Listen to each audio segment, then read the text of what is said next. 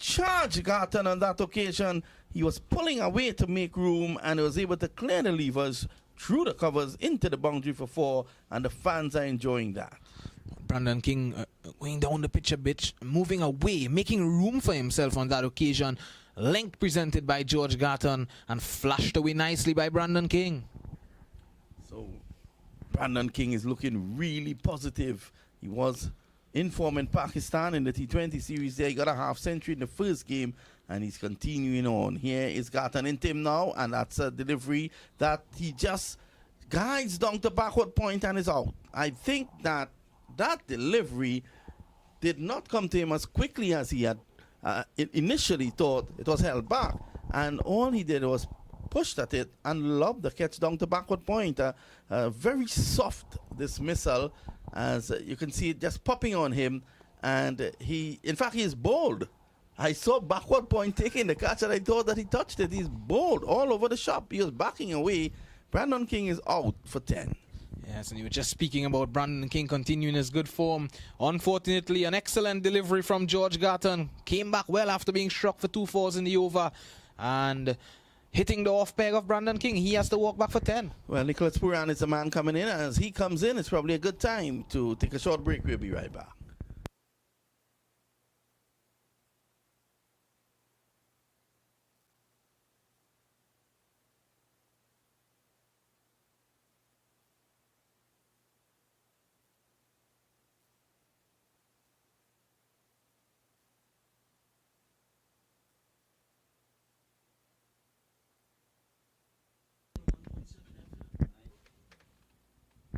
So Nicholas Puran with 896 runs into his credit in international T20s. He's in there now, and you can see King again backing away. He actually ended up chest on to the bowler, and he was bowled all over the shop. That looked ugly to the eyes. It looked ugly because he was looking to make room for himself, and in the end, the up and down bounce of the track that we were mentioning before, that proved to be his demise. Well, the pitch has been, the former England captain, Mike Gattin, has criticized the pitch for the first 2 games.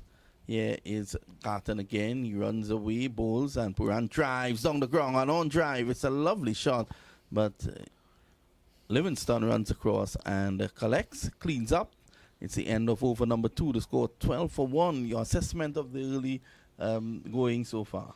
Well, I think King was getting the better of the English and in the early period there, and a good comeback from George Garton and an early breakthrough for the English. How vital will that be? Brandon King is in some exceptional form in the Pakistan series, as you mentioned, getting a 50, and I'm sure the captain Moeen Ali, the stand-in captain for this game, he would be very happy with the first 2 overs of this contest. King on his way back for 10. Hope is on 1 off 1. Puran 1 off 1. And at the end of over number 2, the score is 12 for 1.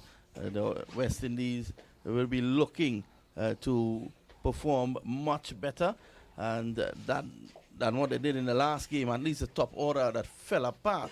And it was left up to Romario Shepherd in the end, and Akil Hussain. It's just short. He pulls at it, just short of Adil Rashid down behind square. And he has to be careful here, Nicholas Puran. It was short. He did not get hold of it. What he needs to do here, Visham, is to get the pace and bounce of this track before going to play shots. Yes, well, we spoke about what's going to happen with this pitch as there's moisture around. Nicholas Puran, he should be wary of that, and he should look to negotiate this early period here when the English seamers and look to build an innings. You don't want to go all guns blazing. Yes, Topley, a wily character, is in and bowls. Hope guides it down behind square. They take 14 for 1, and people still trickling into the ground here. Remember, Kensington Oval, they're allowing a 50% capacity, which means that's 7,500 could be in the ground to take in this game. Interesting fact for the English fans as well. The first time 3 seamers has been included into the English T20 team. So here is Topley from the northern end. He bowls and beaten outside the off stump on that occasion there, Puran. He was neither forward nor back, and he just flashed at it. Just needs to calm his nerves here, Puran. Yes, Puran, there's some extra bounce there. So the first time 3 left-arm seamers of Vinod has been included. So they are now going to break the record with Timal Mills, George Garton and Reece Topley. Their record of 8 overs by left-arm seamers in T20 cricket in one game. They're now going to bowl, well, let's hope it's 12. So Moeen Ali, the new captain there, I think he's chomping on the bit to see what these guys can do. Played away on the onside, this time by Puran. And a lovely stop there by Livingston. The score remains 14 for 2. Remember, this is the 3rd match of a series that is at 1-1. The West Indies will be playing a playoff, a qualifying phase before getting into the next World Cup. And that takes place in Australia in October. Here is Reece Topley. He runs in again and bowls to Puran. Puran is beaten outside the off stump. He pulls inside the line way after the ball had passed. And that was also pacey there by Topley. Well, Puran, that ball just lifting on Nicholas Puran. It held its line though. No real movement. I thought that Puran should have been back and across, getting behind that ball. He played inside the line rather. 142 Ks. That was a quick one there by Topley. 14 for 1. Yes, Topley again. He runs in from the northern end. He's into Puran outside the off stump. He drives into cover. And that could have been the end of Nicholas Puran. He played the shot and took off on the run. And he is lucky to still be there. That's the end of the over. And at the end of the over, we take a short break. We come right back.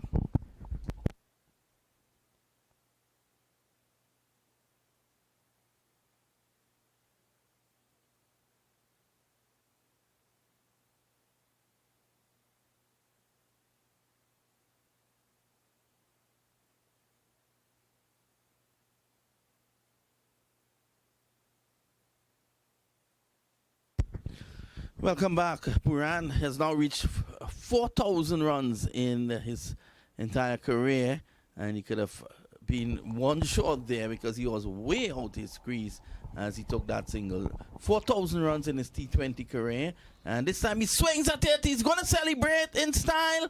1, 2 bounces, and the man down there runs around a deep mid-wicket for 2.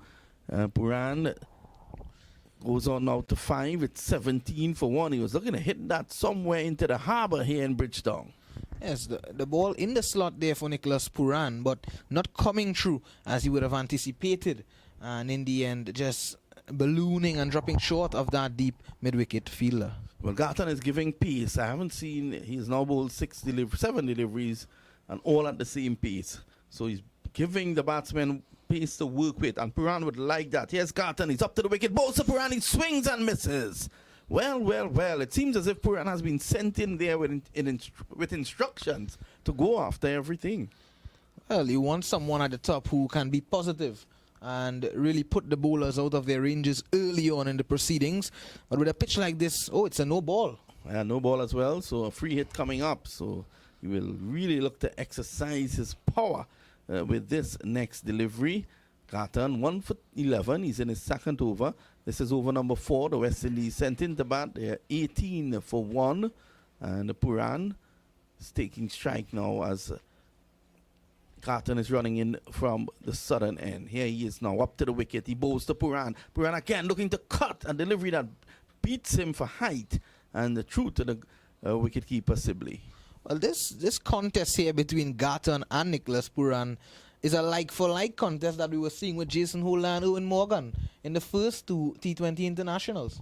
Yeah, and the Garton is just keeping his pace up. He's bowling at around 137, and the Puran is ready for battle. He's going to take him on, and that is what makes T20 cricket the spectacle that it is. There's always some fight, some battle going on between players. Here is Garton again from the southern end. He goes in now, passes the umpire, bowls to Puran. Puran swings this away in style, and it goes for 6.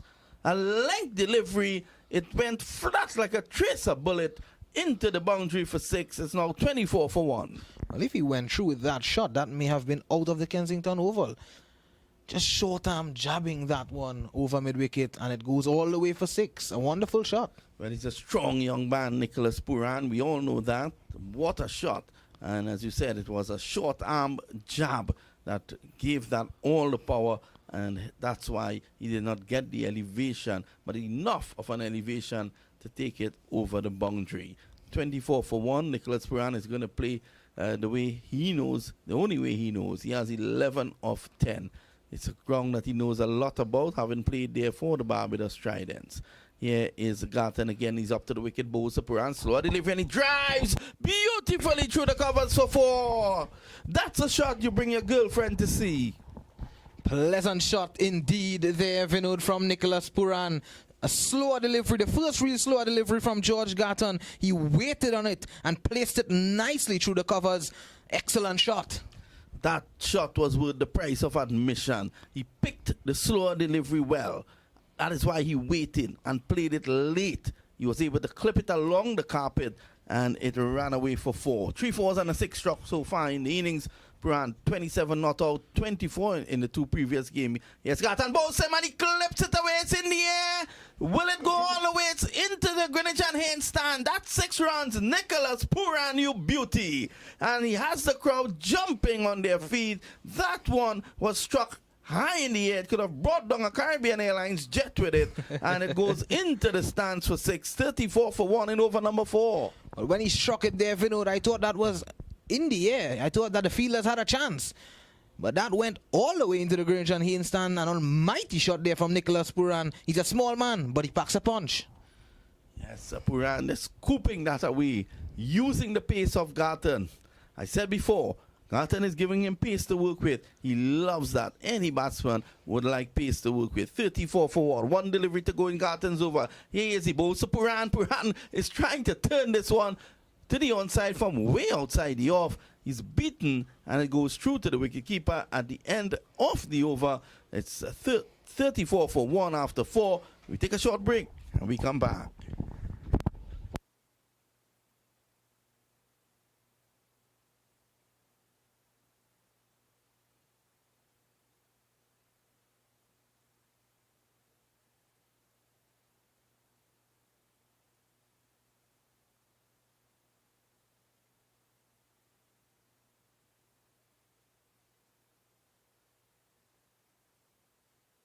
Back as we are seeing some serious entertainment here. A wicket. We've seen a wicket, and we've also seen some brilliant stroke play by Nicholas Puran. Shea Hope, who has the best seat in the house, at the non-strikers end, is the man seeing all the carnage. Here is Timal Mills, another left-arm seamer. He's in and bowls, and this is short, whipped away stylishly down behind square. Rashid can't prevent the single. The score goes on now to 35 for 1, and with Puran in that sort of mood, Hope is just going to look to rotate the strike, which is the correct thing to do at this point in time. At the end of this over, you'll be hearing the voice of Anil Lakhan, and he will be in making his international debut. Timal Mills, 10 wickets from 11 matches. The score is 35 for 1, and here he is now. He's operating from the 3Ws end, the Joel Garner end, that is on the north of the island. Here is Mills. He comes in now on bowls to Puran outside the off stump. He drives beautifully for 4. Over pitch, and Nicholas Puran is really in his element here this afternoon. Photographer, take a picture of that. A slow delivery again from Timal Mills, and placed nicely there, just to the right of Moeen Ali at mid-off. What a shot again from Nicholas Puran. He looks a man on a mission here for the West Indies. Well, I like how you said that, because he actually posed for the camera after playing that shot, and he's welcoming Mills with a massive drive through the offside. 39 for 1. Here's Mills. A hop, skip, and a jump. He runs in now. He's up to the wicket bowls, and this time Puran gets a bouncer that floors him. He just got underneath that, and that was quick. 140 Ks. It's 39 for 1. That's the Kensington Oval pitch we have known from the past. That's the kind of bounce and pace we have known from this Kensington Oval pitch. An excellent comeback there from Timal Mills. It was a very good bouncer. It was aimed at the body, and it was quick. Puran had to get out of the way. And that is just to remind Mr. Puran that Mills is here. So Puran taps at the crease and waits again. 39 for 1. He's not going to be deterred by that. Here's Mills. He runs away from us. Up to the wicket now. Bowls to Puran. He pulls and pulls high. Hard. Is it handsome? It's out of the ground. Nicholas Puran has gotten the West Indies off to a magnificent start. They're 45 for 1 in the 5th over. Bounce to your friend Timal Mills, says Nicholas Puran. Short again from Timal Mills, this time waiting on it, Nicholas Puran, and thumping it all the way over the backward square leg for an almighty 6. Well, it was a nuts man who was bringing back that ball back just under the coconut trees on the eastern side. He left his nuts cart. If you notice well, the nuts cart ran away from him. He did not worry about that. He wanted to touch that ball that they were playing with. The run rate of 9.64 at the moment. It's 45 for 1, and the Puran is on 31. The West Indies, in the last 1.4 overs, they've scored 30 runs with 3 sixes and 2 fours. Wow, and that's good to see a rampage from Nicholas Puran since coming to the crease. 31 off 16 deliveries. Yeah, it's going to be Mills again. What must be running through his mind? He's actually holding the ball cross seam. Let's see. Here is Mills. He runs in now. Up to the wicket. He bowls to Puran down the leg side. The umpire should be signaling wide. Yes, he does. So that's a wide. Umpire Leslie Reefer. And the score goes on now to 46 for 1. Yes, Puran fancying himself against the seamers here, and the even covering of grass on the pitch as well, offering some pace and bounce to the Nicholas Puran, and of course he would enjoy that. So pretty soon I think you'll be seeing the slower bowlers coming into operation. Here is the Mills. He's gone for 12 or 4 deliveries. He's up to the wicket, bowls to Puran. Puran flicks this away from outside the off stump down to long mid-on position. He gets 1. That takes the score to 47. He's on 32 of 17. It brings Hope on strike. He is on 3 of 3. Yes, so smart batting. Not looking to be too greedy, Nicholas Puran, and just manufacturing that one down to mid-on for a single. 32 of 17. Shy Hope. He's a mere spectator. Yeah, but he's doing the right thing. Every time he gets a strike, he's looking to turn it over. Nicholas Puran is on fire, so he's allowing him to go. You don't want to keep him off strike for any length of time. Here is Mills. He's up to the wicket, bowls, and this is driven away nicely down to a wide-ish mid-on for 1. So he's doing his job here at the moment. That was a quick delivery at 142 Ks. And the Hope goes on to 4. It's the end of the over. At the end of over number 5, after more thoughts from Visham Lalman, we will be joined by Anil Lakan. Well, the West Indians off to a swashbuckling start after that wicket of Banton King there from George Garton's bowling. And good to see Nicholas Puran's onslaught. And one would hope that the West Indies keeps up this performance from a West Indian supporter's perspective. And let's see what they can get. Well, thanks a lot, Visham. As Visham leaves us, he makes way for Anil Lakan. The score is 48 for 1, and we've seen 5 overs bowled so far. Just 1 over to come again for the power play to be completed. And as Anil settles in his seat, good afternoon, Anil. How are you? A pleasant good afternoon, Vinod. Well, Liam Livingston is going to take up the attack. He has 8 wickets, the leg spinner. And this is swept away around the corner and well fielded by skipper Mo Ali. Down just keeping the umpires company at square leg. How you read this so far? Well, a very positive start from the West Indies batters, Vinod. They're showing a lot of intent. It's, again, he's trying that shot. Did he get bat onto that? And the English are celebrating, and it seems as if Hope swept at that, yes, off the front foot. It struck him on the boot, it seems, and it ricocheted, the wicketkeeper taking the catch. There was Livingston. Let's have a look at it again. Yes, he was looking to sweep that. It went off his pads. Sibley was very alert, and he has taken the catch. He tried previously to sweep. It was well picked up at square leg, and now trying the shot again. He strikes it onto his front pad. He's out caught. Shehope leaves for 4. The score is 48 for 2. This is over number 6. Anil. Yeah, attempting that sweep shot, it caught the inner edge of the bat and ricocheted off the pad. And Tom Sibley was very alert on this occasion and taking a simple catch.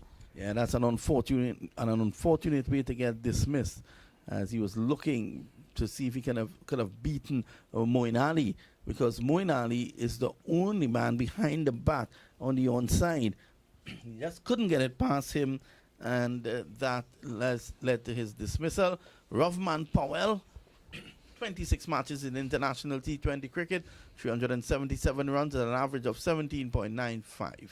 He is the all-rounder that has replaced another all-rounder, and he comes in now. Tell us a bit about Rovman Powell. Well, Rovman Powell has been around the international scene for quite a while, but just doesn't seem to string the performances to be able to command a first-team selection. So England continues to take wickets. They have 2, and the skipper Moeen Ali is wearing 3 hats. Well, he normally wears 3 hats. He's a batsman who can bowl, and he's now the captain. Pushed away by Rovman Powell, a strong man, the captain of the Jamaica Talawas, and he just pushes it on the offside. There is no run. Livingston, the leg spinner, he's bowled 3 deliveries and has taken a wicket. He bowls this time to Powell, who sweeps and sweeps well. That was the shot that Chair Hope was trying to play. He sweeps it into the stands for 6. That's a 50 up for the West Indies. 54 for 2. Excellent execution by Rovman Powell here with the slog sweep, and depositing that ball into the swimming pool. Yeah, that's into the swimming pool in a makeshift beach on the left of the ground. And yes, I think they'll have to probably use the towel on that ball, or even change it. 54 for 2. Powell, a strong young man. Here's Livingston. He bowls to him. He's forward, and this opens the face. Down to backward point. There is no run. So, Powell has really, really done well for the Jamaica Talawas, but he wants to transfer that sort of performances at the international level. Livingston bowls, that's short, and he pulls, didn't really get hold of it, down behind square. There is no run. It's the end of the over, and at the end of the power play, the score is 54 for 2. We take a short break. We'll be right back.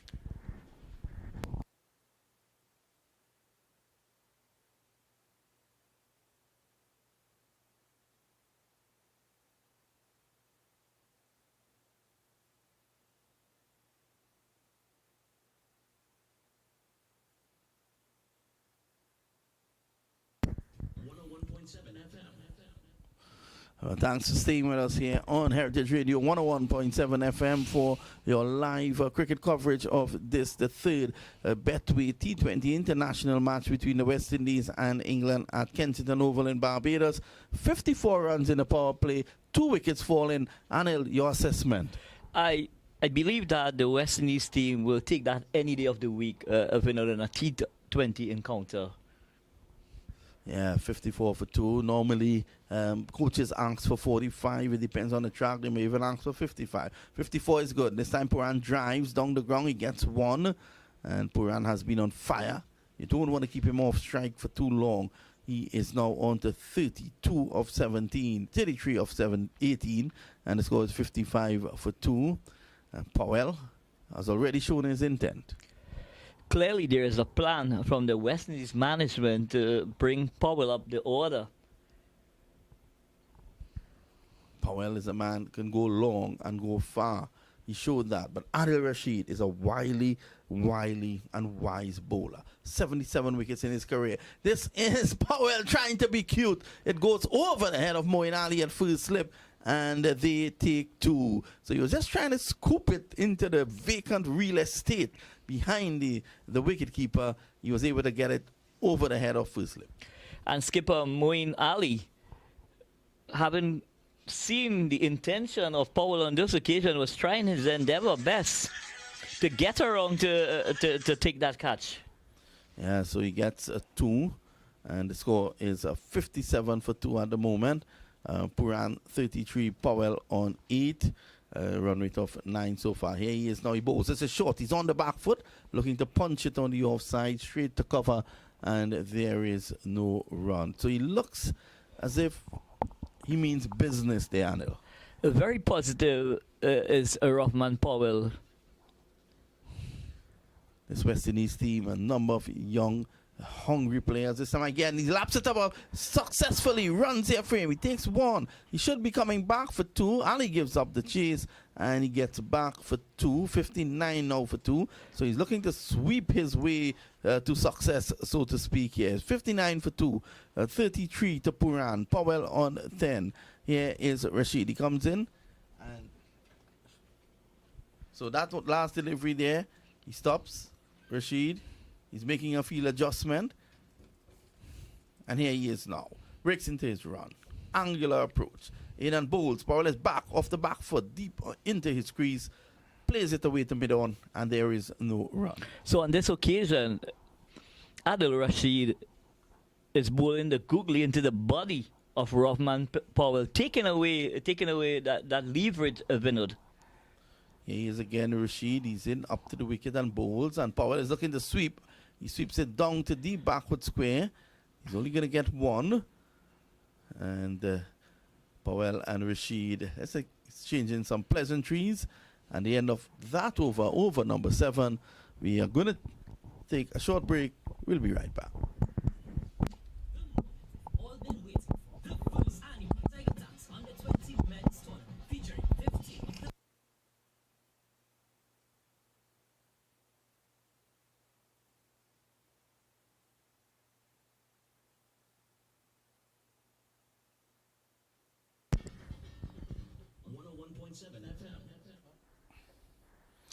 So the West Indies team, remember, just the first match, they won by 9 wickets.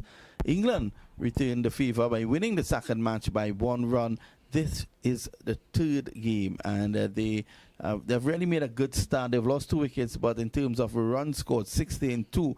That's definitely not bad at all. It's going to be Livingston, who got a wicket in his first over. He bowls, and it's a struck, or an attempt to drive down the track. There's an appeal for a stumping. That one turned viciously away from Rahman Powell, and Sibley had the bails off in a flash. Let's wait to see what the square leg umpire has to say, Anil. And the English contingent seems to be very, very confident of this appeal for the stomping. So we'll just wait to see if he has fallen over while trying to attempt this booming drive. Yeah, he was looking to go down the ground and into the gloves of Sibley. Let's have a look. I think firstly they're checking to see if he edged that, and then they will look at the stumping chance. So it's a double play, so to speak. So let's look at ultra edge. Nothing there, so he's safe in terms of edging that. That was just the exaggerated turn that Livingston got. Now, let's look at the stumping chance. I think he's safe.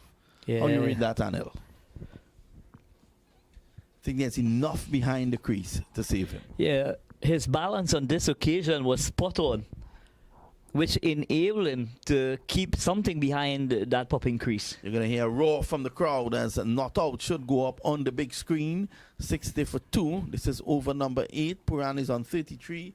And Powell is on 11. And the English fielders, who look so confident, they're already back in their position, having seen the not out. Powell, he's going to continue to play positively here. The West Indies team, they are packed with power hitters. Powell is one. Rahman Powell, the man from Jamaica. He is the captain of the Jamaica Tallawahs. And with him is the Guyana Amazon Warriors batsman Nicholas Puran. Let's see. It's going to be Livingston to continue. Well, the pending decision is still pending. And they're playing. This is struck down the ground. That's a mighty blow for 6. That's close to the moss. That's on the southern side of Kensington Oval. That's a massive hit by Powell. He has gotten an opportunity to play. He wants to make the most of it. And that was struck for 6 a long, long way. But what's amazing about that, Anil, he struck it off the back foot. Well, on this occasion, Livingstone had given him the length so that he could extend and use the levers to really deposit that ball over that long on position, Vinod. Positive play, 66 for 2. And I tell you something, Livingstone went the distance on that occasion. He's making a change. And in fact, he's changing personnel at long on. And the way Powell is batting at the moment, I don't think he can make the right field change. You'll have to put someone under the coconut tree on the southern end. Here is Livingston. He's in and bowls to Powell on the legs. He clips it away, gets one to mid-wicket, and there is no run. Intelligent cricket by Powell. There was no one at mid-wicket, and he used the space well. Intelligent cricket, smart cricket on part of Rovman Powell, and he do not want to keep Nicholas Puran away from the strike as well, because Nicholas Puran is really striking it. Yeah, and I want to agree with that. This is the 8th over, 67 for 2. Puran is on 33. Powell is on 18.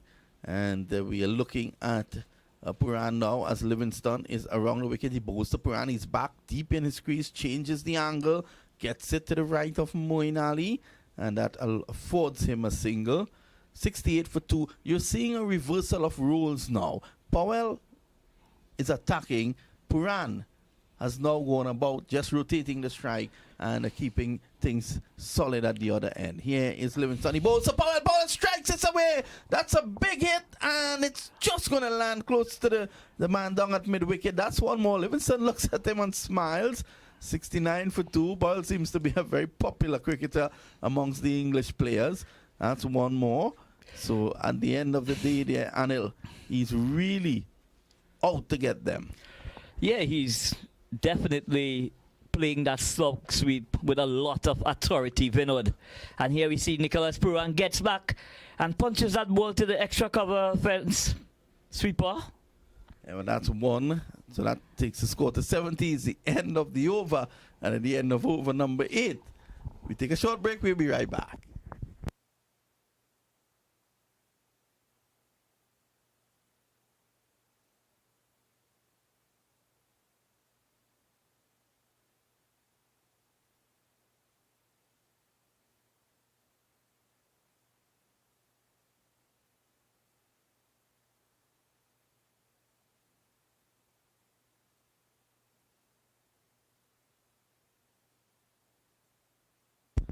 Well, we're back here. Topley, 2 overs, none for 6. Garton, 2 overs, 1 for 28. Mills, 1 over, none for 14. Livingston, 2 overs, 1 for 16.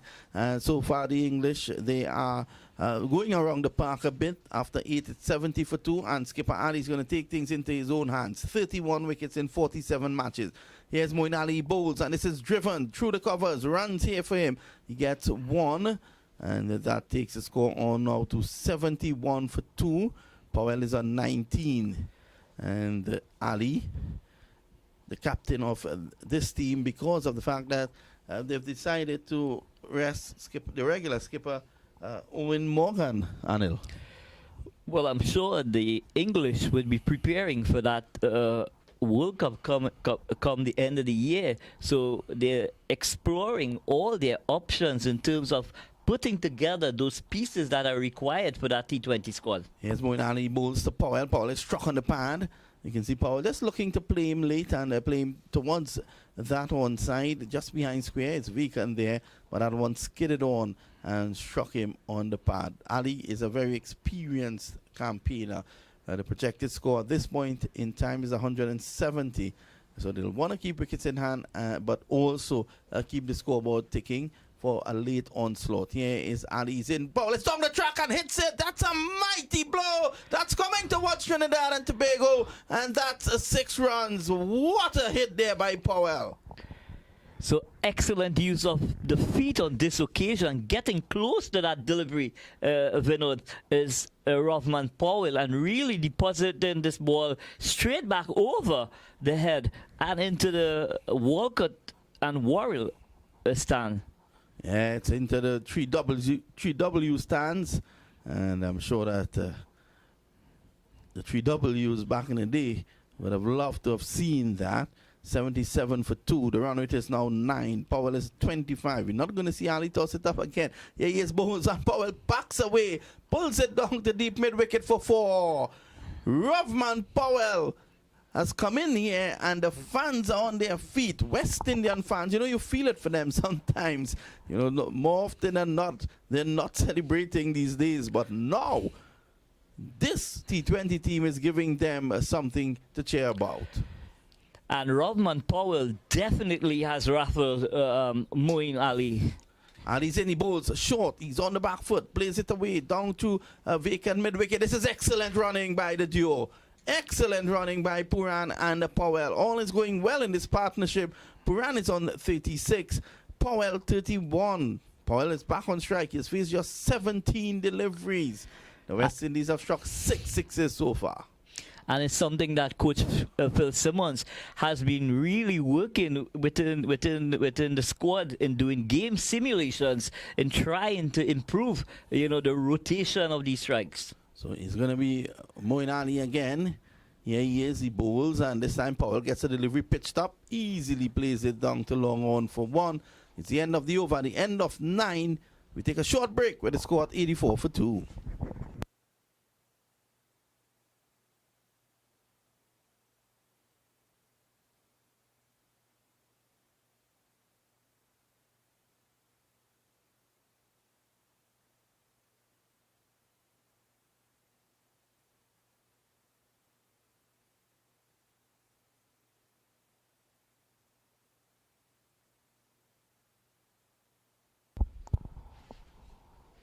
So we're back here, and everything's going well for the West Indies.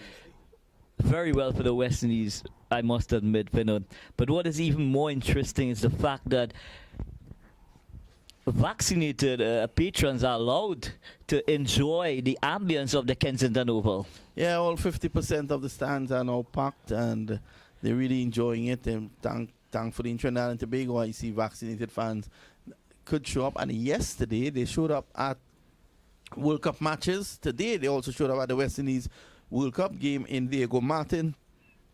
And I think we'll get an update very soon on how things have progressed down in the west of Trinidad with the West Indies playing Papua New Guinea. I think the West Indies batted first and got to 317. And Papua New Guinea, last I heard, they were 32 for 2. We'll get an update on that. That's a full pitch delivery. One bounce into the gloves of wicketkeeper Sibley, who did a wonderful job there to gather that, Anil. Yeah. Wide, and very high above the waist, and the umpire immediately calling a no ball. Yeah. And that is going to result in a free hit. Well, the West Indies under 19 team, they won by 169 runs against Papua New Guinea in Diego Martin. And just to the West Indies, 317 for 6. Papua New Guinea, they were bowled out for 148. Here is Timal Mills. He's in and bowls. Powell says that's a mighty hit. That's a huge hit. That's the biggest one we've seen today. And that's 6 more. 91 for 2 after 9.1. It tells me that the run rate is now 10. I must admit, this is a violent shot by Rahman Powell, Vinod. Yeah, I like how you described that, a violent shot. Well, Machu Nandu, who scored 100 for the West Indies on the 19 early on today, had 2 for 14. Isaiah Thorne, 2 for 30. And McKinney Clark, he also had 2 wickets. Congratulations to the young West Indies team. They now move on to the semi-finals of the plate competition. That was a huge hit. That was a length delivery by Mills. Mills is not learning. 1.1, none for 21. And Rahman Powell has reached 38. And the 3 umpires are out there. The 3rd umpire has brought out a box of balls. He seems to be a man with plenty balls. So he came out with an entire box. Anil? Well, it seemed that that ball has disappeared in the wilderness. Not to be found. England under 19, they also defeated South Africa under 19 today. South Africa under 19, 209. England 212 for the loss of 4. The player of the match was Jacob Bettel, originally from Barbados. Bettel taking England to victory with an innings of 88 of 42 deliveries. Phil Salt, who is also on the England team today, he lived in Barbados from the age of 10 to the age of 15. So there's always that connection between Barbados and England. Barbados just recently celebrated their Republic Day, so they're a Republican state now, and the score is 91 for 2 as the West Indies team celebrating that with them. Powell has been murderous since coming into bat, and he has really took the fight to the English Channel. definitely taking the wind off those bowlers, and he's not allowing them to settle at this time. They have continued to go the distance. 91 for 2. This after 9.1. Here is Timal Mills. He runs away from us now around the wicket. Bowls to Powell. He drives through the offside, and this goes down to the sweeper's position. He gets one, and you can look at Kensington Oval and see that the stands that they are allowing patrons in, it's really packed out.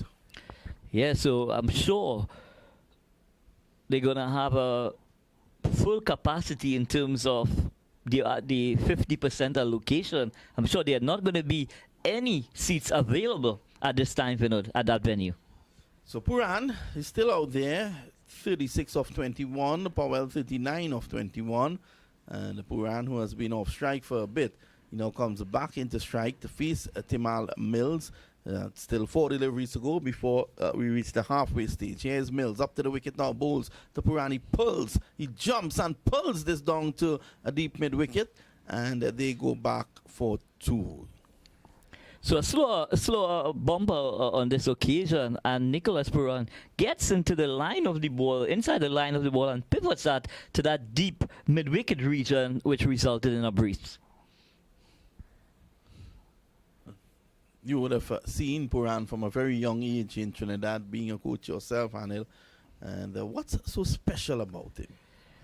Everything. You tell me after this delivery. Here is Mills. He runs in now from the southern end. Up to the wicket, bowls to Puran. Down the leg side. He clips it away. Down behind square. Runs here for him. He takes one. Turns. Looks for 2, but it's not there. And the score goes on now to 95 for 2. Puran is on 39. Powell 39. Yes, Anil. Yeah, Nicholas Puran as an entity, is special. He has all the ability in the world, multi-talented, and when he's on sound, he can destroy any bowling attack. He could take them to the cleaners. Well, Powell and him both look pretty sound at the moment. It's going to be Powell to face Mills. Mills done for 25. He's in his second over. Here he is around the wicket. Bowls to Powell. Powell respects him and plays back on the onside. There is no run. So excellent delivery on this occasion by Mills, holding in, from around the wicket into the stumps, and Powell can only defend it on this occasion. That delivery actually straightened on him. He bowled that seam up, and he has been bowling cross seam, but that delivery was bowled seam up, and it straightened on Powell. Here he is again, so he's gaining some success around the wicket to the right-handed Powell.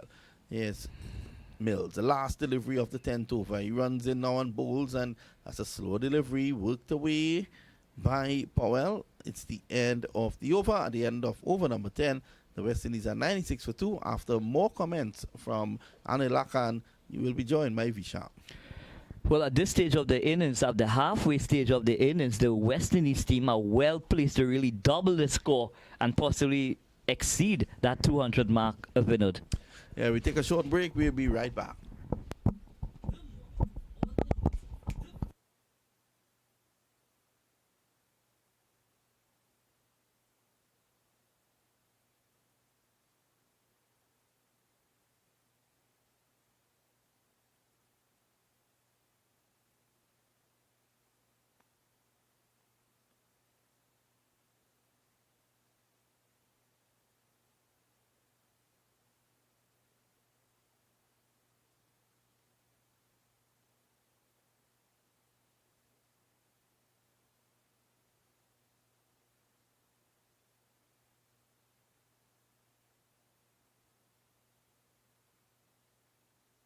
And the West Indies, they are really on song. After 10 overs, 96 for 2, and they're really giving it to England. Nicholas Puran, the man who started it all, he's on 39, and Roughman Powell, he has come in and he has really taken cue from Puran. He has raced up to 39. Good afternoon, Visham. Good afternoon, Vinod. Good afternoon to all the listeners once more. And yes, Roughman Powell taking the attack to the English bowlers, taking pattern from Nicholas Puran. He's left Nicholas Puran in the 30s. when I left Nicholas Puran, he was in the 30s, and no, I've met him back here in the 30s, Vinod. I think he was probably waiting on you. So it's 96 without loss. We just at the halfway stage, and they're just doing a little cleaning up. We're going to take a break as we wait for the action to resume.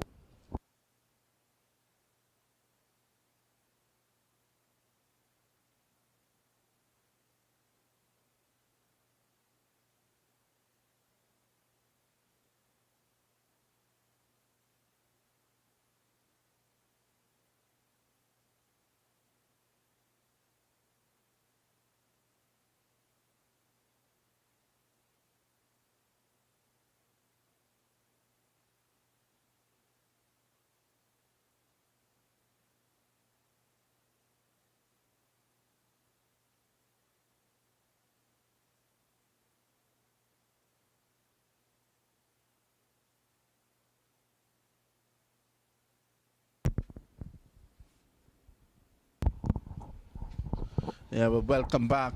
39 not out to Puran, 40 to Powell, and the score 96 for 2. Visham, your thoughts on the first half of the innings? Well, simply outstanding from the West Indian batsmen, more so Nicholas Puran and Rovman Powell. You know, Rovman Powell, he models Andrew Russell. Andrew Russell is his mentor, as he mentioned earlier in his career, and he certainly has ball striking quality as his mentor. Yeah, well, Andrew Russell is also some sort of a hero and mentor to Odin Smith, the man who Powell replaced for this game. So it's going to be the leg spinner Adil Rashid. Here he is. He comes in on bowls. It's swept away around the corner. He's running close to the boundary.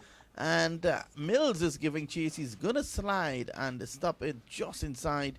And they take 2. 98 for 2. Powell goes on now. 99 for 2. He goes on to 43. Yes, so his delivery from Adil Rashid there, just lapping it down to that fine leg position, Rovman Powell. So smart batting, not looking to rush anything. They're in a healthy position, the West Indians.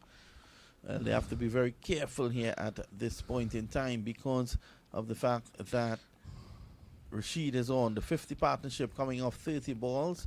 Puran's contribution 39 of 23, Powell 43 of 24, which means Puran has contributed just 8 runs in his half-century stand. But to be fair to him, he hasn't seen the strike. This is short, and it went the other way. Puran had set himself up to swing this somewhere over mid-wicket, and it was short. But the googly turning away from the left-hander, he allowed it to go by. Here is Rashid. Again, he's just checking to make sure his offside field is in place as he runs in the leg spinner. Bosa Puran. Puran is back, drives. Down to cover, there is no run. 99 for 2. The West Indies, they've made a really good start here. They'll be looking to continue this work. A number of huge hitters to come. If you look down that order, you get frightened. Here is Rashid. He comes in on balls. It's a short. Puran is looking to pull it, and he nearly took his head away with him. It goes down to long on, and Rashid had to scamper out of the way of that. 100 is up. It's 100 for 2 in 10.4. Smiling there, Nicholas Puran with Adil Rashid. That could have easily been... His head could have easily been taken out there, Adil Rashid. 43 to Powell of 24 balls. He comes in to strike now. He's going to face Rashid. Let's see how he goes. Rashid is into him now. He bowls, and this time he comes forward and just opens the face. Gets it down to short third man. But there is no run. I think his intention was to get it a little finer, and that would have been better for him. 100 for 2. These two, they've gotten... Powell has gotten all his runs from the spinners on the onside. Here's Rashidi Bosa. Powell again on the onside. He gets one more. The score moves on now to 101 for 2 at the end of 11. More thoughts on Visham Lalman. Well, it's good to see the top order of the West Indians really standing up. and Rovman Powell and Nicholas Puran 44 and 40 respectively. I know Jason Holder, the senior man, yes, the beautiful spectacle out there in Barbados, the Kensington Oval, as you can see there, wonderful beaches just to the forefront of the ground, and a really nice place, Barbados. Yeah, I think Browns Beach is my favorite. That's in Christchurch, just on the way to Kensington Oval. I remember covering test matches there, and I would stop, have a dip in the ocean, and then continue on my journey to Kensington Oval. It must have been nice, Vinod. So George Garton, 2 overs, 1 for 28. This is going to be very interesting now, because Garton loves to put pace on the ball. Powell is there. And let's see how this goes. As Garton is bowling to Powell, who's on 44. He's faced just 26 deliveries for that. It's 101 for 2 after 11. Here he is now. He runs away from us and bowls. And Powell is striking this one down through mid-wicket. And there is an attempt at the catch there. And the fielder just could not hold on to it. And they get 102 for 2. Yes, and that one is tugged onto the onside, diving forward there. These fielders, when they are going for these catches that are in front of them, is always a difficult position for them to take those catches. That was always going to be a difficult day for Brook, as he was diving forward at the ball that was dying on him way before him. What he did, though, it was risky, but in the end he was able to stop the ball. Had he missed that, he would have gone for 4. Puran on 40 comes into strike. There is a mid-pitch conference between Puran and Powell. And let's see. What do you think was that message there, Mr. Lalman? I think he was just telling Puran not to rush things. They're in a good position. He's gotten into Puran, and Puran swings this. A huge hit. It's going to go into the Greenwich and Haynes stand for 6. I think that was the message there, Mr. Lalman. The score is 108 for 2. That was a length delivery, and Puran rocked back. Look at it. Into the stands for 6. Well, when he hits those pull shots, Nicholas Puran, it's as though he is sitting and just getting under those deliveries that are bouncing from George Garton, and he puts it very fine to the stands. But yes, just to add to what Powell might have said, yes, he may have said don't rush things, but if you get the bad deliveries, you can feel free to put them away. Mr. Lalman, you got it all wrong. Admit it. The score 46 to Puran, 45 to Powell. It's 108 for 2, and it was brilliantly taken by an English spectator in the stands. Look at it. He bobbled it and then took the catch outside the off stump, slow delivery, and Puran beaten. Yes, so Puran, some good scores in the series thus far, coming into the series lacking runs, and 46 off 28 deliveries. This would be a welcome half century if he does get to it. So he's on 46, as you said before, 45 to Powell, and Garton 35 runs. This is his 3rd over. Here he is. He's in now. Bowls up around outside the off stump. He cuts, not really timing that one, jamming it down onto the ground to get a single. Score trickles along now to 109 for 2. This is something West Indian fans have been calling for, Vinod, for the batsmen of the West Indian team to stand up. The bowling has been quite impressive of late, and it's really the batting has been letting us down. And it's good to see the batsmen doing well. Powell has struck 4 sixes and a 4 in his innings thus far. He's looking for that half century. Here's Garton. He's in tape now, and he swings it away down behind square. There's a fielder coming around, and he just gets 1. So Powell moves on out to 46. And if these two stays in there for any length of time again, England could see themselves chasing a really huge target. Yes, and to curb that, what the Englishmen would need to do here is to get a vital breakthrough. Either one of Nicholas Puran or of Powell will be a vital wicket. Puran taps at the crease, waits, eagle eyes, and looking down the track, driving now off Garton, just 1. So after the initial 6, Galton has settled down a bit, and it's the end of over number 12. Nelson is on the board. It's 111 for 2. We take a short break. We'll be right back.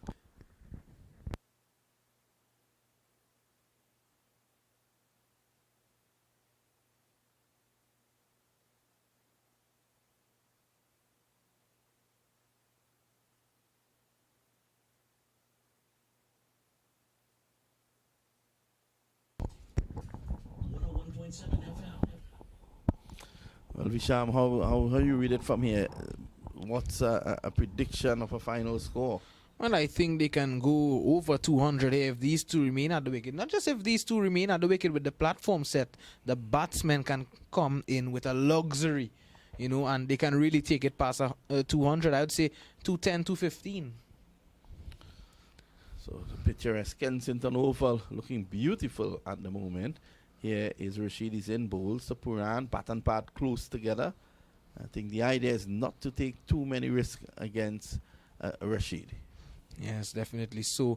And, one thing to note as well is the West Indian batsmen, they've let the spinners of the English get the better of them in the last two T20 internationals. Rashid is in again, bowls to Puran. That is shorter. He's back, punches it on the offside, can't pass the field. Yes, and the point I was making about the West Indian batsmen letting these spinners get the better of them, they lack that intent and that positivity when playing the spinners. And Jason Holder called for greater intent to be shown, and we are seeing that here. This time it's pitched up. Puran sweeps. It strikes him on the pad. They go for a leg by. Yes, that's the googly. 112 now for 2. Yes, that was the googly there from Adil Rashid, pitching way outside leg stump and turning away from Nicholas Puran. He was looking to sweep it away. That certainly could not have been adjudged out.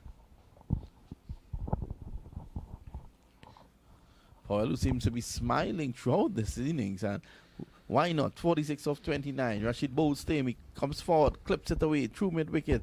They take 1. He's looking for 2. He can't get it. So quiet over so far. Just 2 runs of the 4 balls. 113 for 2. Rashid in his 3rd over. Yes, Rovman Powell, why not smile? Getting a chance once more in the maroon colours, represent the Caribbean after doing so well in franchise cricket and doing well here. This time it's whipped away on the move by Puran. He gets 1 down to long on. What England ideally needs here is for Rashid to get a breakthrough. And that's Puran bringing up his half century. The West Indian players on the balcony rise and applauds an effort, a good effort by the young man. 50 of 34 balls with 4 sixes and 2 fours. Real exquisite half century from Nicholas Puran. Balance of both power and measure. It's his 5th T20 half century in his 52nd international. This time Powell is back and plays it back to Rashid. It's the end of a good over, and there's 3 runs coming off it at the end of 13, 114 for 2. Yes, a good partnership here being built up by Rovman Powell and Nicholas Puran.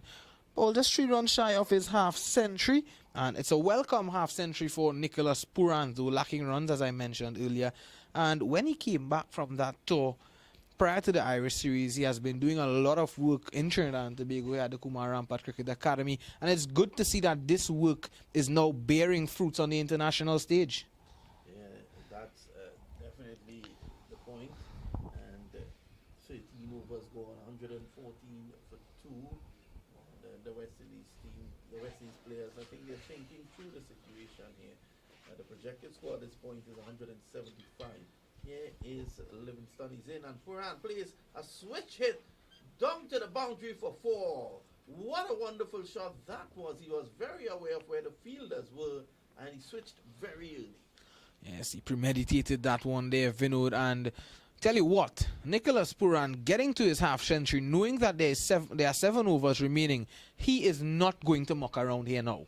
Yeah, he's definitely going to go for his shot. That was a switch hit that ran into the boundary for 4. Here is Livingston into Puran. Puran backs away.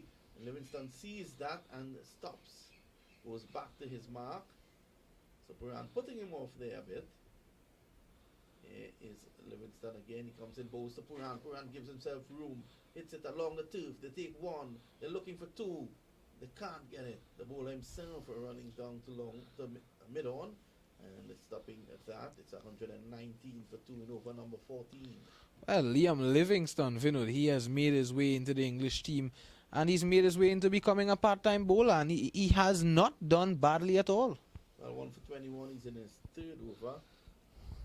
Got a wicket for England early on. Fortuitous, I might say. Yeah. With Hope sweeping onto his front pan. Here's Livingston. He's in. That's a rank long hop that turns even further from wicketkeeper Sibley, and it's going to win the race into the boundary for 4. Rashid could not have pulled that back, so that's 5 runs there, and Livingston is smiling with that. I don't think he should be. That was a half tracker. That turn that went way beyond Sibley. 5 runs, the result. Well, that was so wide it could have been considered abroad. Yes. Here is Sibley now, looking on and just shaking his head, looking at Livingston as to ask him what happened there. This time it's short, crack through the offside, and that's 6 runs. A magnificent hit by Powell to bring up his half century of just 31 balls. That was short and wide, and he just cracked it over wide long off for 6. That's probably the best of the shots he has played today. What a shot there from Rovman Powell. A welcome half century in his comeback game for the West Indians. And looking at the West Indian dugout there, I thought it was the fans I was looking at. They were really excited for Rovman Powell. Livingston pulling that one down. He pulled it down, it went wide, and he was able to crack it into the stands. Another catch taken in the stands there by an English fan. So the English fans, they've dominated in terms of being at Kensington Oval. It's so good to see. It's just, fans back out at cricket. That's Powell's third T20 15, 34 matches for the West Indies. A game of 31 balls. He taps at the crease and waits again. Here he is. He comes in and bowls. Powell hits this. A mighty hit for 6. That's out of the ground. Rovman Powell. What has inspired you today? The score is 136 for 2. He goes to 59. Well, Powell certainly giving Liam Livingston some of his own medicine here. That was some bat speed there from Rovman Powell. 106 meters, the distance on that 6. Well, that was closer to Port of Spain than to Bridgetown. He really hammered that. Huge hit there from Powell. A strong man is this young man, Rovman Powell. After this innings, he has to be factored in moving forward as the West Indies team plays a number of series leading into that World Cup. The players are just taking a break whilst the officials are looking for the ball. They're looking to get back the ball. Let's look at it again. That's a pitch stop delivery that he was just able to clear the levers and hit it over long on for a mighty 6 there, Visham. Yes, what a shot, what a shot. What performance from these 2 young men, Rovman Powell and Nicholas Puran, leading the way for the West Indians. But you were asking, what do you think inspired the West Indians? I think it's that performance from the West Indies on the 19 team. It's a good day for West Indians to score runs. Yeah, well, it's a good day, good performance by the West Indies on the 19 team. They beat Papua New Guinea, and at Kensington Oval, they'll be looking to beat England here. Now it's 136 for 2. Puran is on 55. Here's Powell. He gets a delivery as Angler cross him. The leg spinner going around the wicket, and he just pushes it on the offside. So Livingston, after getting a wicket in his first over, has been taken around the park on a walk. Here it is, a short delivery. Gets back, cuts for 4 runs. He was able to split point and backward point, and that's 4 more to Powell. He's on 63 at the end of 14. More thoughts from Visham Lalman. Delicately played there by Rovman Powell to end that over. 1 for 42 in 3 overs, Liam Livingston. 26 runs coming off of that last over from him. That's a horrible over there. And a good one for the West Indians, the most expensive over of the innings thus far. 140 for 2, 6 overs to go. Looking in the region of 200. Yes, way beyond 200, I would assume from here. 14 overs completed, 140 for 2. 6 overs remaining, wow. Powell just waiting on that. He played it late. I was able to get it away from the fielder at point. Picked his spot beautifully and into the boundary for 4. The fans are really enjoying this exchange here at the moment. Ruston Chase is having a little smile, a little laugh with him. It's 140 for 2, 63 to Powell. And he has really taken the English attack apart here. The run rate at this point in time is 10, Visham. Yes, 10 runs, and I think they are making the right change here now, the English, bringing back Reece Topley. The pick of the bowlers for them in the last game. The pick of the bowlers does find this game, conceding some 6 runs in 2 overs. I think it's a good move by Captain Moeen Ali. Yeah, it's a good move. Here it's Topley from at the top end. He comes in on bowls and Puran strikes it powerfully down to a wideish long off. That ball reached the fielder like a tracer bullet, and he was able to get it back quickly in, but he can't prevent the run. It's 141 for 2. That's Phil Salt sliding away to his right there. Having some work to do in this game here. Phil Salt coming in, making his debut today. And there he was, executing a wonderful stop. That was struck ferociously there by Nicholas Puran. Yeah, Salt down at long off. Topley.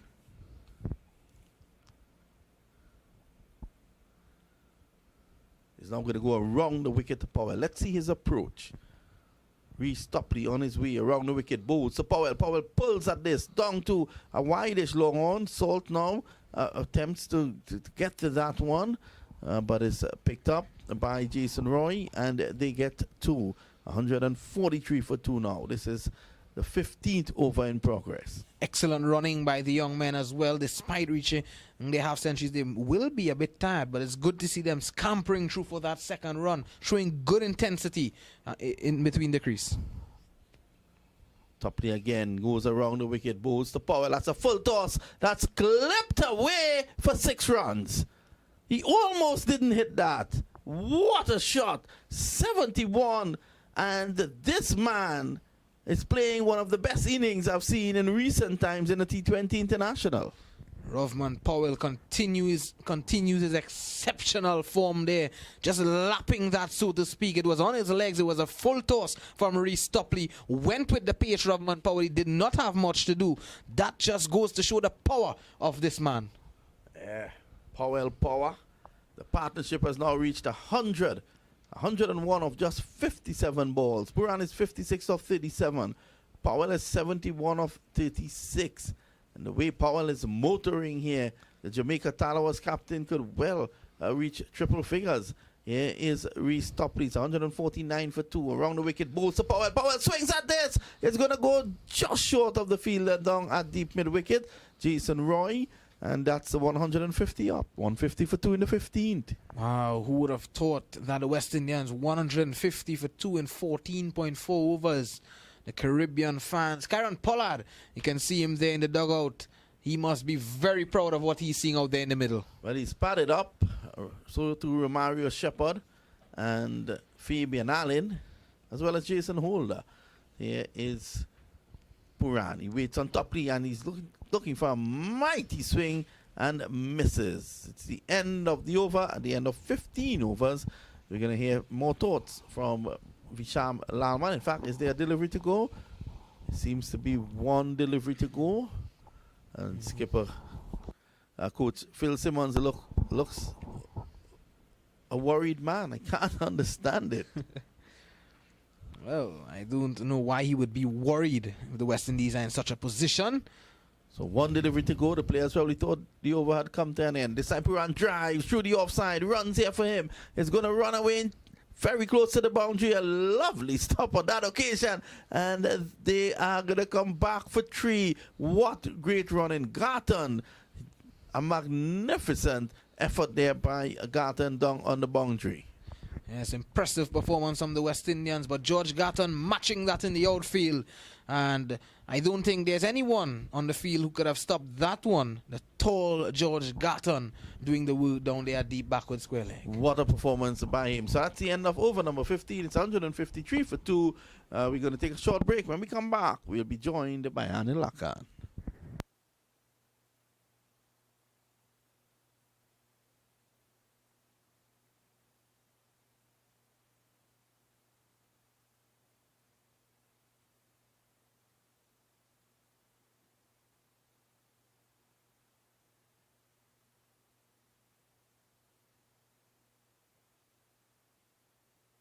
Brought to you by Innovative Roofing and Construction Company Limited. Place your building needs in our hands and you would not be disappointed. For high quality delivery, call us at 734-9970. 101.7 FM. Well, thanks for staying with us here. The coverage, for coverage of this third Betway T20 International between the West Indies and England. The West Indies put into bat after 15 overs. They're 153 for 2. And it's going to be Timal Mills. 2 overs, none for 26. He runs in away now. Up bowls to Puran. Puran strikes us for a mighty 6. He just shimmied outside the off stump. It was well pitched up, and Puran cracked that over long on for 6 runs. He goes to 65. It's 159 for 2, and that was a shot to welcome you, Anil. Excellent execution, length delivery by Mills on this occasion, and Puran did take him downtown. Yeah, Nicholas Puran, the young man, he has tremendous power. Another thing that he has working for him is his bat speed. It's normally very quick hands, so to speak. It's the highest third wicket partnership for the West Indies in T20 internationals. The previous best of 108 was scored by Chris Gayle and Kyron Pollard in 2012. So breaking a 10-year-old record is Puran and Powell. He taps at the crease, Puran and waits. Here is Mills up to the wicket, bowls him outside the off stump. He cuts it away, down to third man for 4. The runs continues here to flow as Puran goes on to 69. Now it's 163 for 2. Yeah, and Nicholas Puran on this occasion smashes that ball past that backward point region and it races away to the boundary for 4 runs. So the English bowlers are really hemorrhaging now at this latter stage in this innings. And what will be your advice for them as a coach? Straight. Bowl wicket to wicket or wide Yorkers. That'll be the way I would want to execute at this point in time. Well, what they're finding difficult to do is the fact that the wide Yorkers are not coming into play because Puran and Powell, they are moving way across the off stump. So they're trying to negate that. Puran taps at the crease and waits. Here's Mills. 2 deliveries so far, 6 and a 4. He back, pulls his tongue to deep mid wicket. He's going to settle for 1. 11 runs in 3 overs, 3 balls. It's 164 for 2. Puran is on 70. And I must admit, it has been a masterstroke by the West Indies management to bring Powell into the team and to witness the manner in which he has executed. I'm sure he's going to put a lot of his detractors to rest at this point in time. Yeah, well, England, amongst of the full members, they have the worst econ rate from over 16 to 20.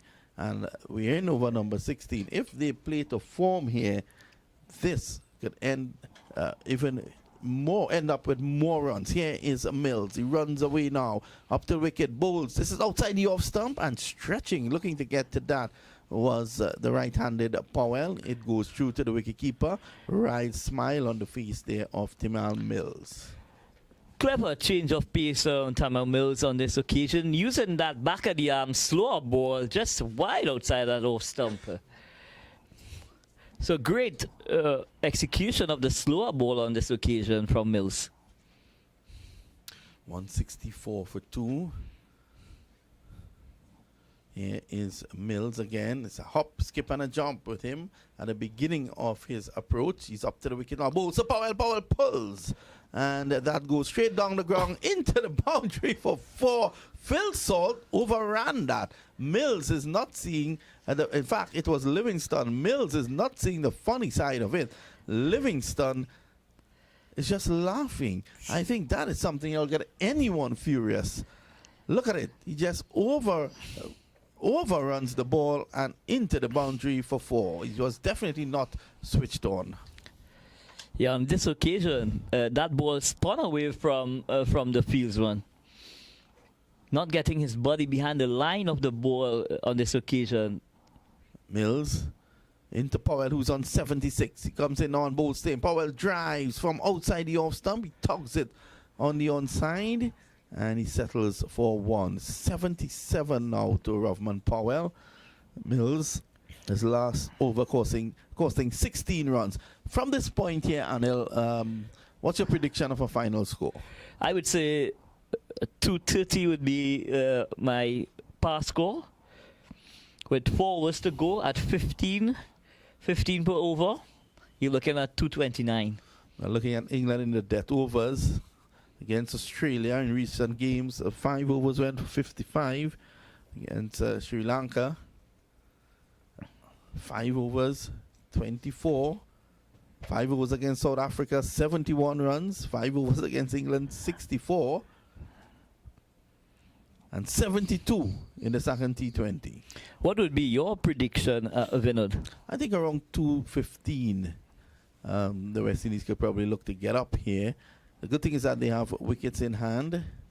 So another 45 runs in the next 4 overs or so. Rashid has 1, and you have to take that into consideration. Here he comes back in now. Both to Powell. Powell is getting a well-pitched up delivery, looking to hoik it down the ground. It goes down to square leg, and he gets a single. He moves on now to 78 of 41 deliveries. Puran is on 70. He comes into strike. Yeah, so excellent delivery from Adil Rashid again, taking away the leverage of Rovman Powell on this occasion. So he's bowling. He's looking to bowl wicket to wicket and to pitch it up. Puran clips it down the ground, and he's out caught. Not fully going through with the shot. And Puran leaves for 70, and England has gotten a breakthrough, 170 for 3. Livingston taking the catch, and it is that man again, Adil Rashid, who gets the breakthrough. And it's the variation ball from Adil Rashid on this occasion. The ball that comes out from the front of the hand defeated Nicholas Puran on this occasion. But excellent catch on the boundary by Liam Livingstone. So Livingstone taking the catch. Rashid gets the wicket. Puran goes for 70 off 43. And the fans rise here to appreciate a good knock from the young man. And Puran came in at number 3 and really changed gears.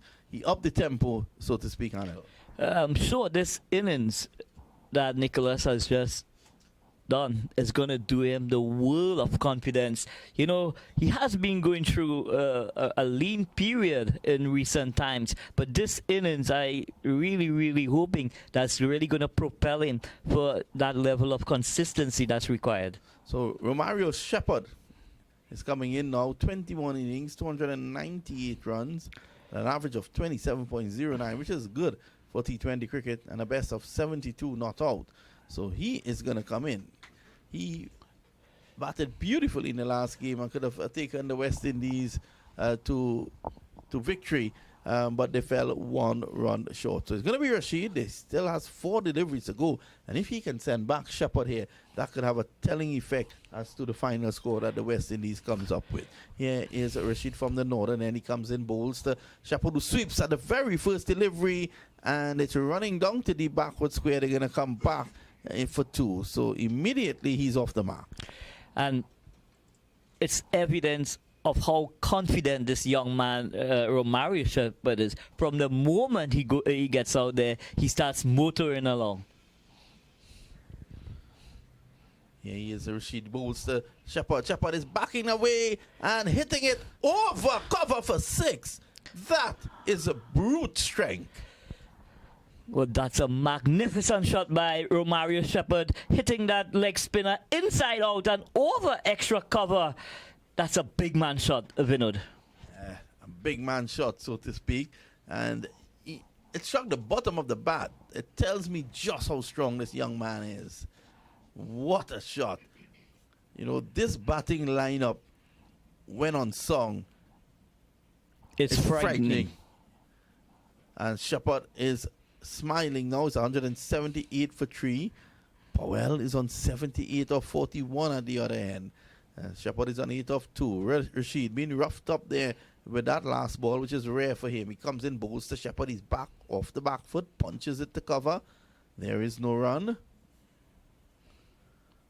Mario Shepherd really building a wonderful reputation as a ball striker in T20 cricket. He's a magnificent ball striker as we speak, Vinod. Here is Rashid. He comes in again and bowls to Shepherd. Shepherd sweeps and sweeps well. It's going to go into the boundary now. In fact, the fielder running around is Jason Roy. He puts in a wonderful effort and can't prevent the 2. So 2 more. It's 180 for 3. 3 overs to go. It's probably a good time to take a break. We'll be right back. This cricket broadcast is brought to you by Innovative Roofing and Construction Company Limited. Place your building needs in our hands and you would not be disappointed.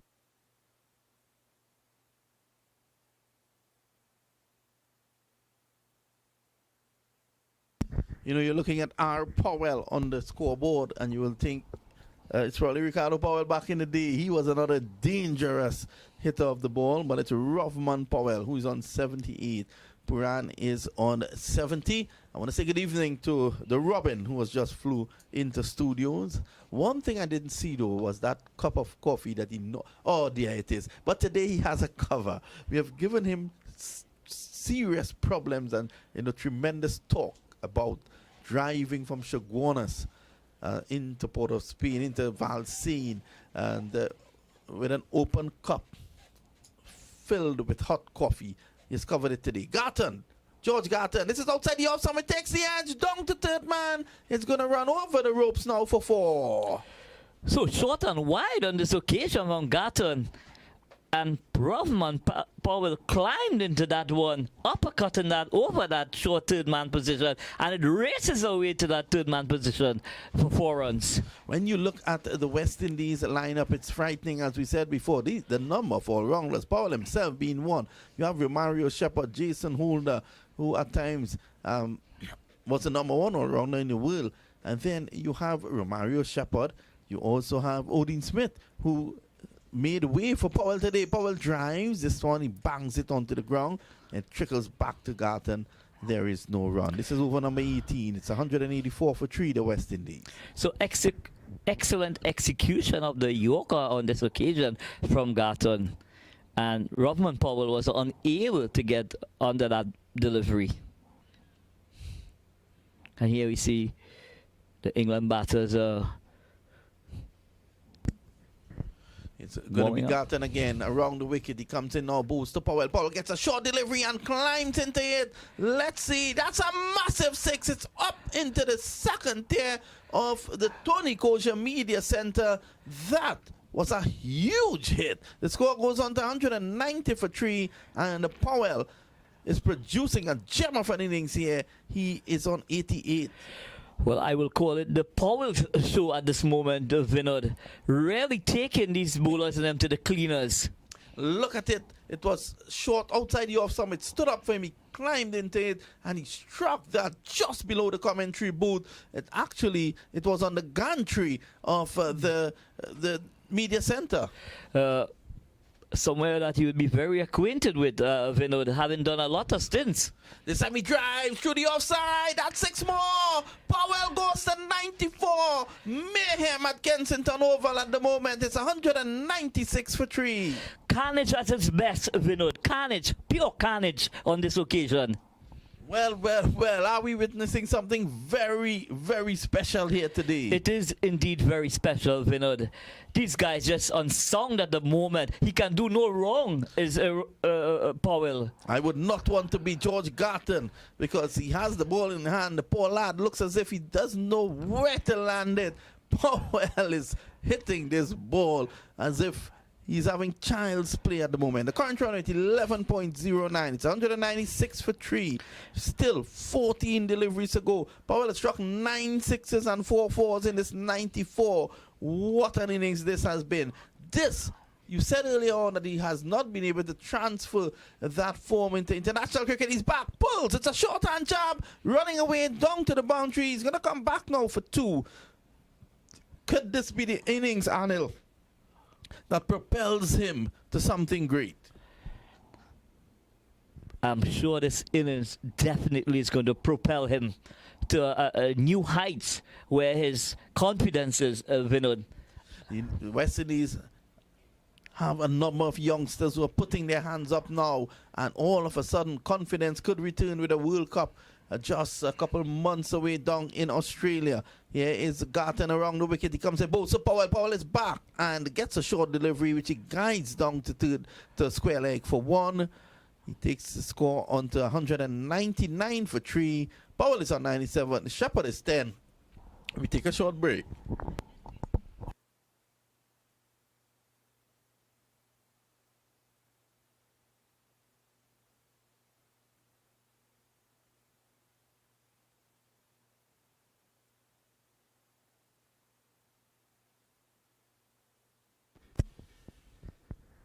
Well, thanks a lot for staying with us. We hope that we're providing you with entertainment here during this coverage of West Indies versus England. It's the third T20 international, and the score is 199 for the loss of 3 at the moment. Powell is on 97, and he's going to face from Topley. 3 overs, none for 19. Topley has been good. Here he is. He bowls to Powell. Powell gets a delivery pitch right up and can't do anything much with it. Topley on its follow-through fields. So excellent execution of the leg stump Yorker on this occasion by Topley. Reece Topley, 3 overs, none for 19. Garton, he has completed 4 overs, none for 57. Mills, 3 overs, none for 42. Livingston, 3 overs, 1 for 42. Rashid was good, 4 overs, 1 for 25. And Moeen Ali, the 1 over for 14 runs. Here is Reece Topley again. Comes in around the wicket, bowls to Powell. Powell gets a delivery that has him in a tangle. Can't score.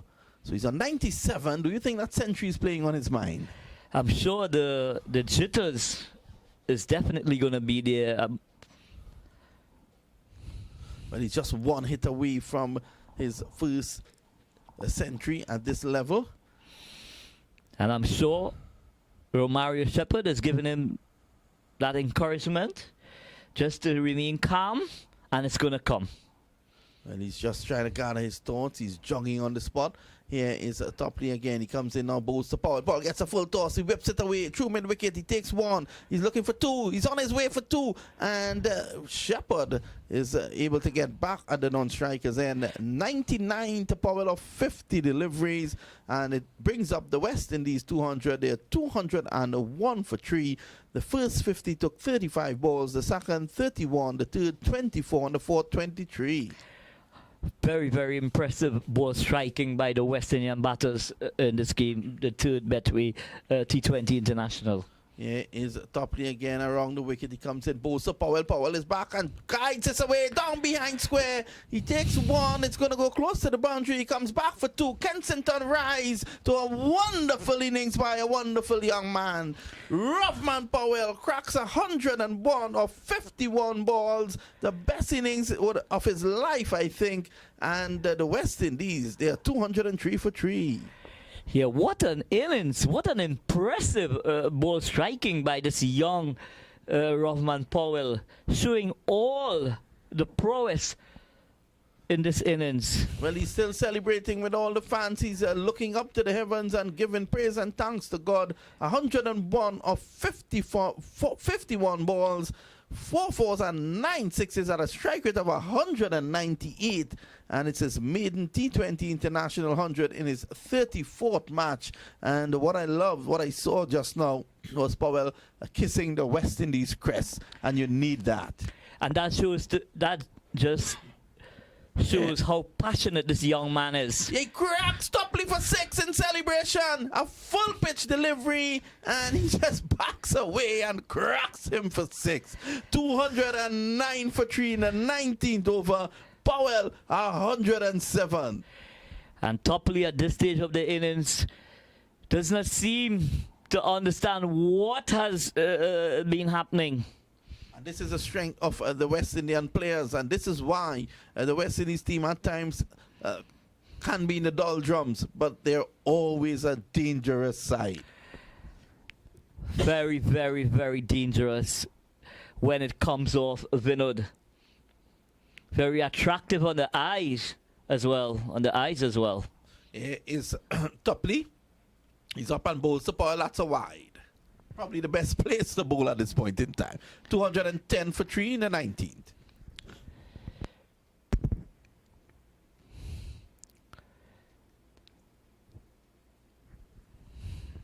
Topley none for 30. Roughed up in this final over. Moin Ali, England captain, on the receiving end. The run rate is 11.15. Here's Topley again, running in with his final delivery. Bowls to Powell. Powell hits this. It takes the top of the bat and he's out caught. A top edge. Livingston runs in and completes the catch. Powell leads for 107, and after 19 overs, West Indies are 210 for 4. Kensington rise to this young man as he leaves, having scored 107 off of 53 deliveries. Possibly one of the greatest T20 innings at this international level, Vinod. And a good catch. In fact,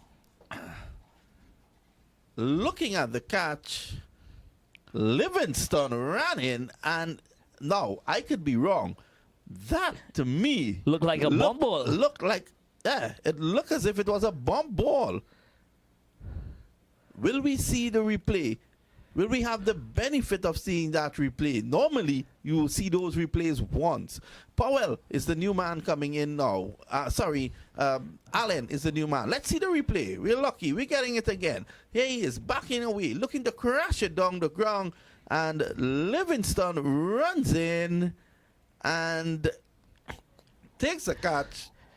Whether a part of that ball touched the ground, we wait to see. He's claiming the catch. Powell is off. A brilliant knock of 107. So 1 over to go. 210 for 4. It's going to be Fabian Allen. 262 runs. An average of 17, but a strike rate of 137.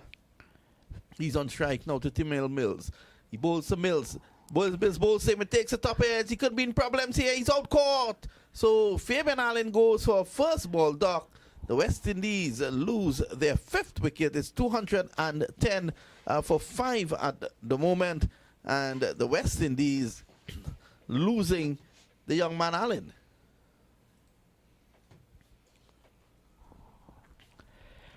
Yeah, I'm sure he went out with... Yeah. Well, Fabian Allen leaving. 210 for 5 there, Anil. Yeah, so not getting off on this occasion is Allen. Well, I was surprised that Kyron Pollard did not come before Allen. Well, Pollard is coming now. It's a number of huge hitters. Allen himself is another huge striker of the ball. So it's 210 for 5. 5 deliveries. The West Indies will be looking to get up to around 220, 225. I would say 225 would be, a very competitive total. But as we know, England are the number 1 T20 team in the world. So just getting underneath this one was Fabian Allen, and it just took the edge, went up in the air, and Sibley taking the catch. The catch here is Mills. His 4th and final over. He comes in now, bowls, and this is swung away by Shepherd. They take one down to mid-wicket, and Pollard raises his hands like a police officer on Ryson Road in Port of Spain, and just stops Shepherd from coming back. 211 for 5. England bowlers have been battered here at Kensington Oval. A brilliant 107 by Rovman Powell. 70 to Nicholas Puran. And that is a story of a West Indian innings. Darren Bravo is still to come, as well as Jason Holder, Akhil Hussain, and Sheldon Cottrell. Imagine that. Yeah, it has been a savage attack on the England bowlers, Vinod. Kyron Pollard again, he taps at the crease and waits. His very first delivery. Mills, the left arm seamer, around the wicket. Into Pollard. Pollard gets one down the leg side and clips it away for 4. Just rode it. He never tried to hit it too hard. He was always trying to get it in between Rashid and the wicket keeper. 4 leg buys. It's 215 for 5. So we've reached your pass score, Vinod, of 215. Yes, Anil. So it's going to be more than that with 3 deliveries to go. You wanted 230. Visham Lalman said 125. So it's 215 for 5 now. Here is Mills. He comes in around the wicket now, bowls to Pollard. Pollard is looking to swing a slower delivery away, down behind square. Runs here for him is all of 4. Kyron Pollard using his intelligence, just getting it now to the left of Adil Rashid and down to the boundary for 4. 219 for 5. Yeah, really well played by skipper Kyron Pollard. Just using the pace of the ball and exploring acres of space on that leg side. It was a slower delivery. It was a back of the hand delivery there by Mills. Pollard saw it, he waited, and never tried to hit it too hard. So here's Mills. He's bowling across seam there now, as you can see, Anil. Here he is. He hops, skip, and a jump as he approaches. Up to the wicket. Bowls to Pollard. Pollard is waiting and strikes it through the offside powerfully. Down to the boundary for 4. The captain has just come in. Has a few deliveries to play with, and he's not making joke. 223 for 5. Leg delivery on this occasion by Mills, and Kyron Pollard went inside out over that extra cover reaches, and it races into that cover boundary for 4. The West Indies team are looking dangerous here at the moment. Could this West Indies team, on the back of some performances leading up to the World Cup, again create fear for some of the teams across the world? Well, I'm sure a lot of the teams would be taking a good look at what has been taking place at Kensington Oval. Yes, Mills, he's into Pollard. The last delivery, swizzle and pulls it down behind square. He gets one. The West Indies close their innings on an impressive 224 for 5 off 20 overs. All thanks to a brilliant innings of 107 by the Jamaican Rovman Powell and 70 by the Trinidadian Nicholas Puran.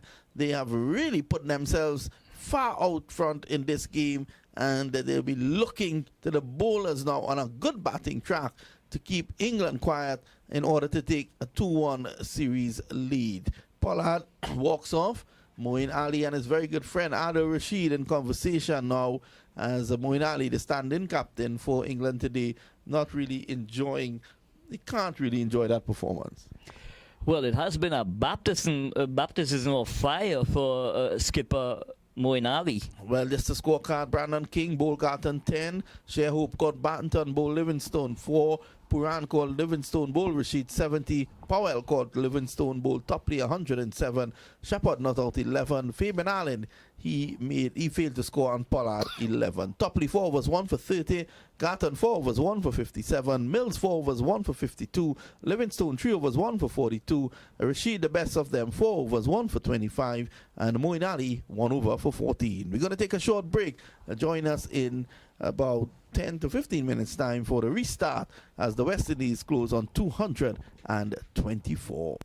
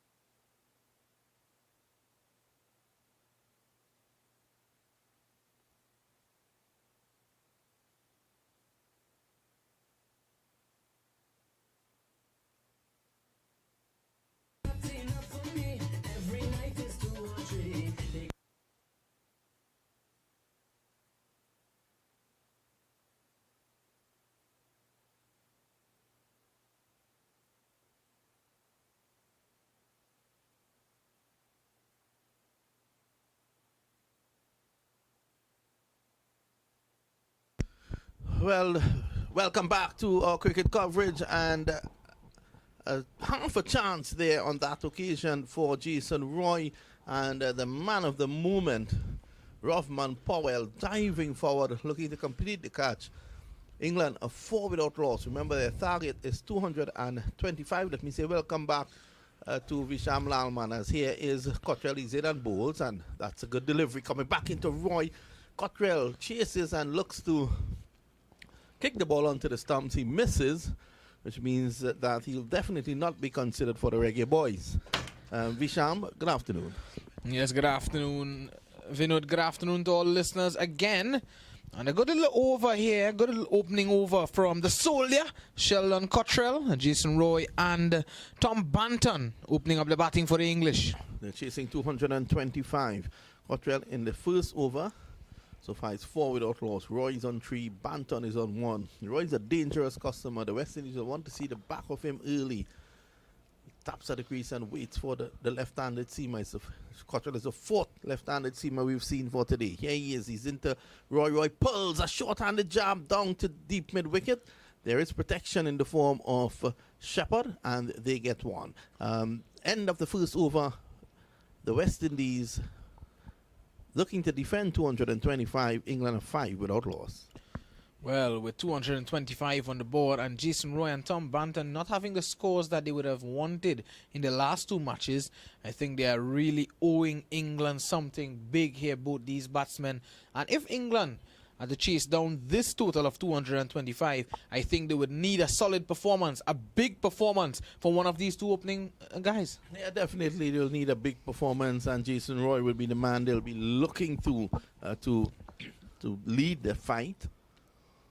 Remember, the West Indies 224 for 5 with Rovman Powell 107, Nicholas Puran 70, and England, they're 5 without loss, chasing that. If the English are to get this target or even close to it, the fans would have gotten a treat at Kensington Oval. It's Jason Holder with 29 international T20 wickets. He runs away from us now and bowls down the leg side, and that is going to go into the boundary for 5 wide. So rare loosener there from Jason. Normally he's spot on. He pushed that down the leg side and into the boundary for 5 runs. Yeah, it's very uncommon of the tall, lanky Barbadian pacer Jason Holder. What an all-rounder he is, and the West Indies will be looking for a good performance from him as well. He has 6 wickets in the series thus far, 4 for in the first game, 4 for 7, and 2 wickets in the second. He has been the form bowler for the West Indies. And they'll also be looking towards Akil Hussain. Here he is now, and this delivery comes into Roy. He clips it around the corner. Cottrell gives chase, and they get just 1. It brings Banton on strike. The score is 11 without loss. Jason Holder said he has been settling back into the all-rounders role pretty nicely since being relieved of captaincy, all formats of the game. He said that he's really looking forward to perform for the West Indies as an all-rounder. Thus far, he's been doing just that. Well, today, he did not get the opportunity with the bat, so he's looking to do it with the ball. Remember, the target is 225, and it's going to be Banton who will take strike. He waits on the lanky Holder. He runs away from us now. He's up to the wicket, bowls, and this delivery is down the leg side again, clipped away. It's going to go down to deep mid-wicket for 1. So Holder in the initial stages just looking to go wide and angle the ball into the right-handers. The very first delivery pushed it too wide, so there's a deliberate attempt to bring the ball back into the right-handed batsman, looking to cramp them for room. 12 without loss in over number 2. I think that last delivery just was a bit too straight, but what you could have seen there, surprisingly, was the ball is angling down the leg side, but it's just straightened just a tad bit. So it's going to be Holder again. He looks at that ball very closely. Tosses it from hand to hand and leans forward now. Here's Jason Holder. He goes in up to the wicket now, bowls, and that's a good delivery. A slower one at that. And Roy didn't seem to know too much about that one. It goes through to the wicket keeper. It's much like many of these English batsmen facing Jason Holder in this series. Well, that one came off the back of the hand, and it actually went away from Roy like a leg spinner. So Holder has been perfecting those slower deliveries. Roy waits on him again as Holder approaches. Not a slow delivery. Roy swings and misses. True to wicketkeeper Shea Hope. Holder looking to outfox Roy and doing it successfully so far. High successful run chases at Kensington. The West Indies got the 155 against England. England got the 154 against Pakistan. England got the 143 against Australia. Pakistan 115 against West Indies. And West Indies 101 against England. So normally what it tells me is the team batting first wins here. But England have won 2 of the 5 matches chasing. The teams have won chasing. England has won 2. Roy tugs this to mid-wicket. He gets 1 more. It's 13 without loss in over number 2. Just a quicker delivery there from Jason Holder. Fired in on the line of that middle and leg stump. Roy was just able to scoot it away to that mid-wicket position. He picks up a vital run to 13 without loss. Banton taps to the crease and waits again. Here's who lies up to the wicket. Another slow delivery and he drives down the ground. Runs here for Banton. Did it go all the way? We wait for the signal from the umpire. Yes, so Holder struck for a 6 down the ground by Tom Banton. He goes on to 8 and England are 19 without loss after the second over. We take a short break. We'll be right back.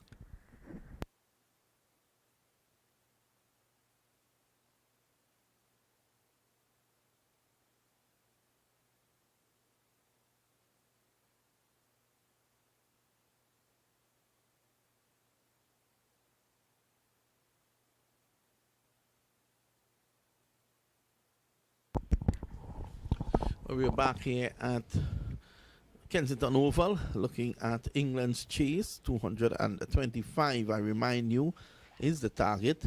And Jason Holder probably overdoing it a bit with the slow deliveries in the first over. And taken the task here is Cottrell. He's in. And this time Jason Roy hits this for 6. Straight down the ground.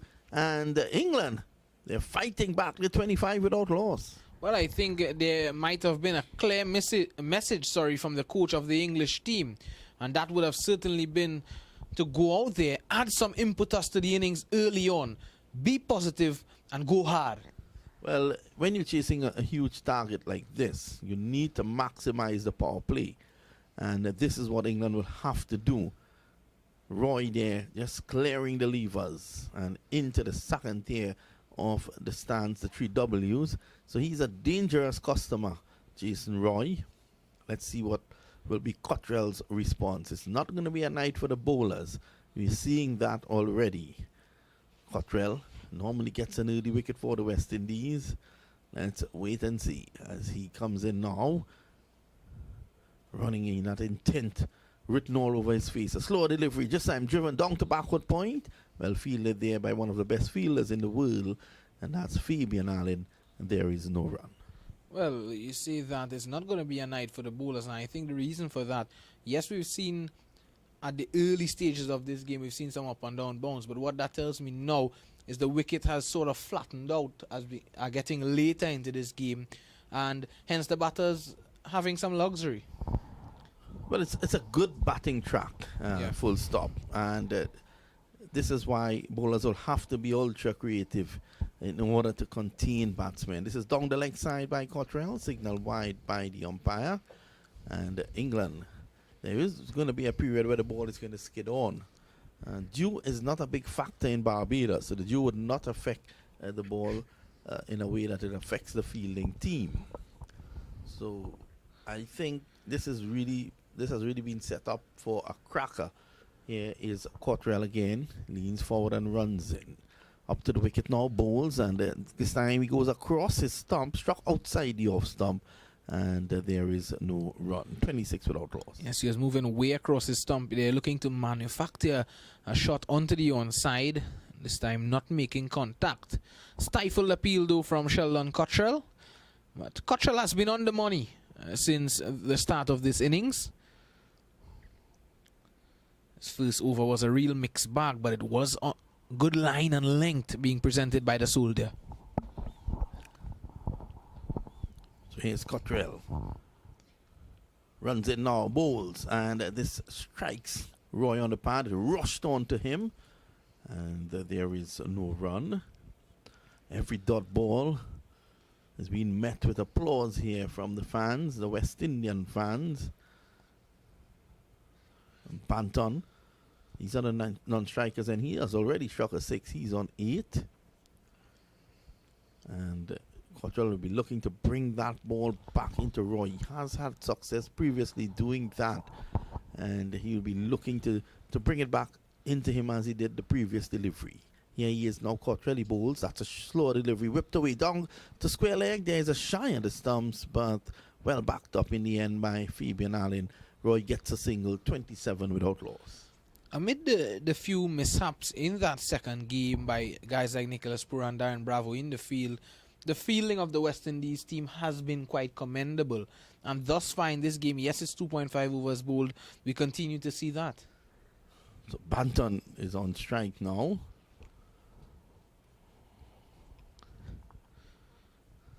Cottrell 2 overs for 13. Not bad in the context of this match. Here he is now. He leans forward again, Cottrell, and runs away from us up to the wicket. Bowls another slow delivery that beats Banton. All ends up, and it's the end of the over, the end of 3. The score is 27 without loss. We'll be right back with you. All been waiting for the first annual Tiger Dance Under 20 men's tournament, featuring 15 of the biggest football teams from Trinidad and Tobago. Calling all community, get ready to support your young stars as they face off, coming to a stadium near you.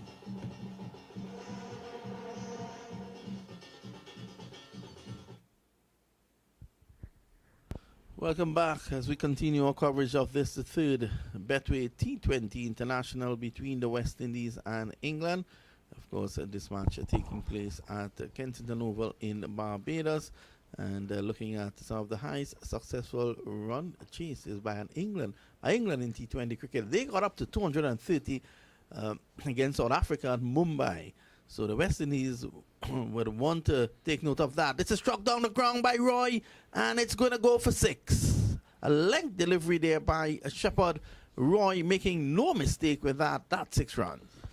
Well, what I like about that shot there from Jason Roy was that he waited on it. It was a slower ball, rolling his fingers down the side of the ball. There was Romario Shepherd. Roy making room for himself at the very last second, managing to hit it all the way for 6 down to long on. I'm surprised that Akhil Hussain hasn't been used just yet. I know Pollard always tend to use him in the power play.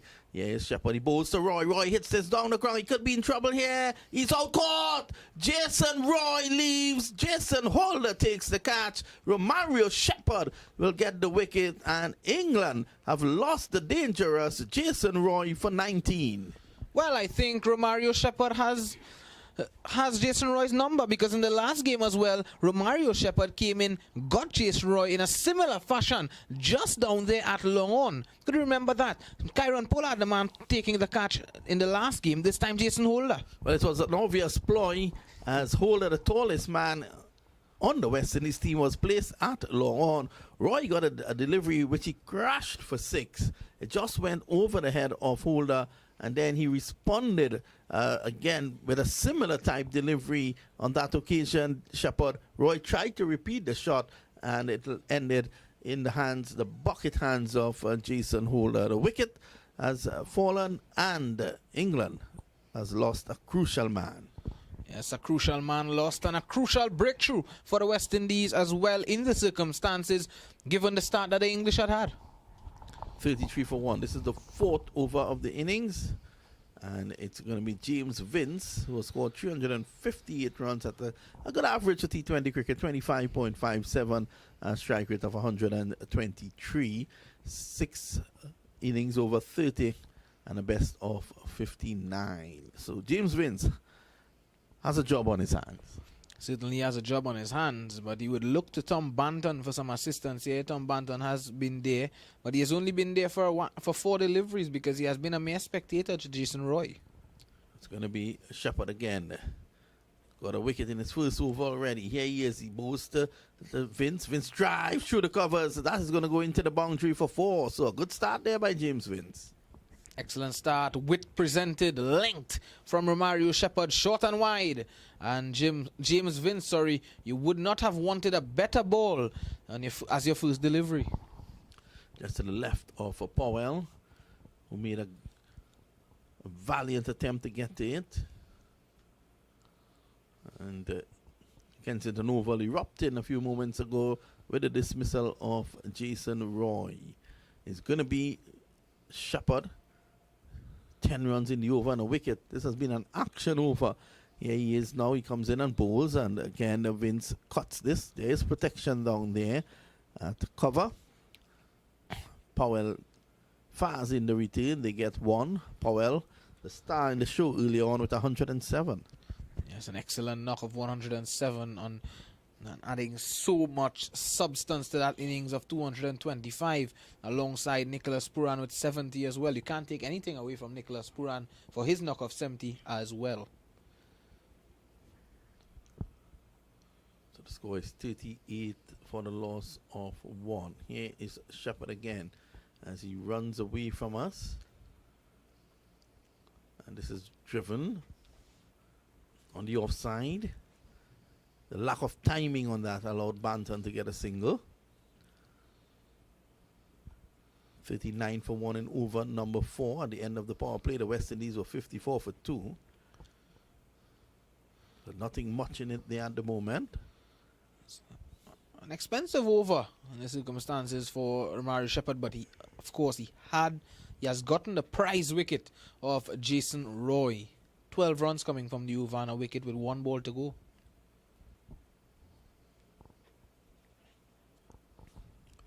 Here is Shepherd again. He comes in and this one follows Vince. It's in the air, over the infield, and down at the backward point.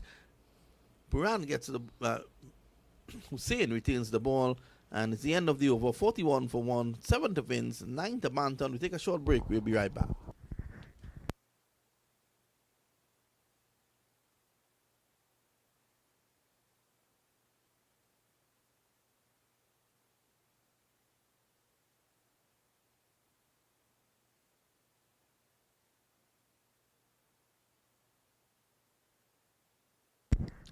So it's 41 for 1 after 4. It's been an action-packed evening here at Kensington Oval. And the West Indies rattling up 224. They've given England 225 as their target. And they'll be looking to see if they can defend that. As Risham losing Roy at the top of the order. Roy 19 of 16. Yeah. England probably on the back foot at this point in time. Yes, I would say so. Yes, their worm at the moment is above the West Indian worm, as the graph shows us. But it's all about keeping that there for the duration of 20 overs. Here's Holder. That's a good delivery play down to backward point. And Fabian Allen makes the stop. There is no run. Yes, and of course, bowling dot balls in this situation here and continuing to build up pressure on the English. Runs on the board is runs on the board. 225 is already there, and what they would need to do, the West Indians, they can't relax, and knowing that they have such a big total, they'd want to continue to go further and further into the English batting lineup. Turns and runs in again. Very rhythmic approach. He's up to the wicket now, bowls, and that's a full toss. That's whipped away down to a wide-ish long on position. A misfield on that occasion by Hayden Walsh allows for 2. So the West Indies fielding will have to be spot on if they are to defend this. Yes, earlier I was praising the fielding of the West Indians, and Hayden Walsh Jr. coming as a substitute fielder there, just making a misfield. He overrun it a bit. Well, that was an elementary mistake, to be honest. Here is Holder again. He runs in. Up to the wicket now and bowls. Again, another full toss, whipped away, down behind square. And that's 4 runs. So Holder really not pitching it well here this evening. And the score is 47 for 1. Yes, no consistency this game from Jason Holder, trying yet another slower delivery on that occasion on the legs of Tom Banton, and he had enough time to know where he would have wanted to put that one, choosing to put it behind the backward square leg for 4. Well, Jason Holder definitely is not controlling those slower deliveries as he would like. And I think he may well be looking to get the ball to swing away from the right-hander, go back to some conventional seam bowling, and just mix it up. Don't let your stock ball be the slower one.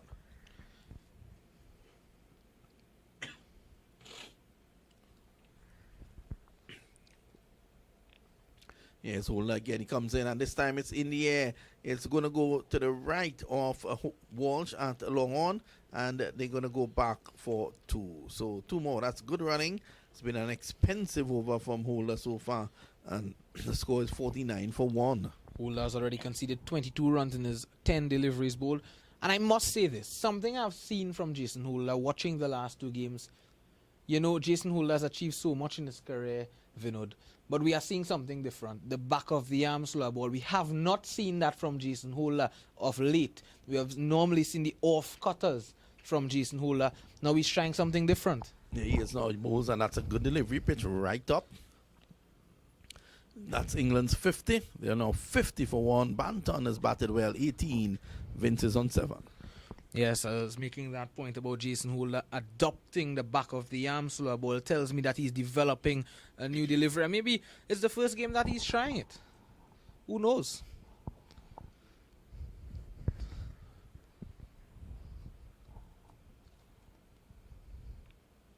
Vince taking strike. He's going to face Holder for the first time.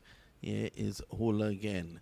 England are 50 for 1, chasing 225. This time, this one rushes onto him, down to backward square as he pulls it around the corner, and there is no run. It's the end of the over. At the end of 5, it's 50 for 1.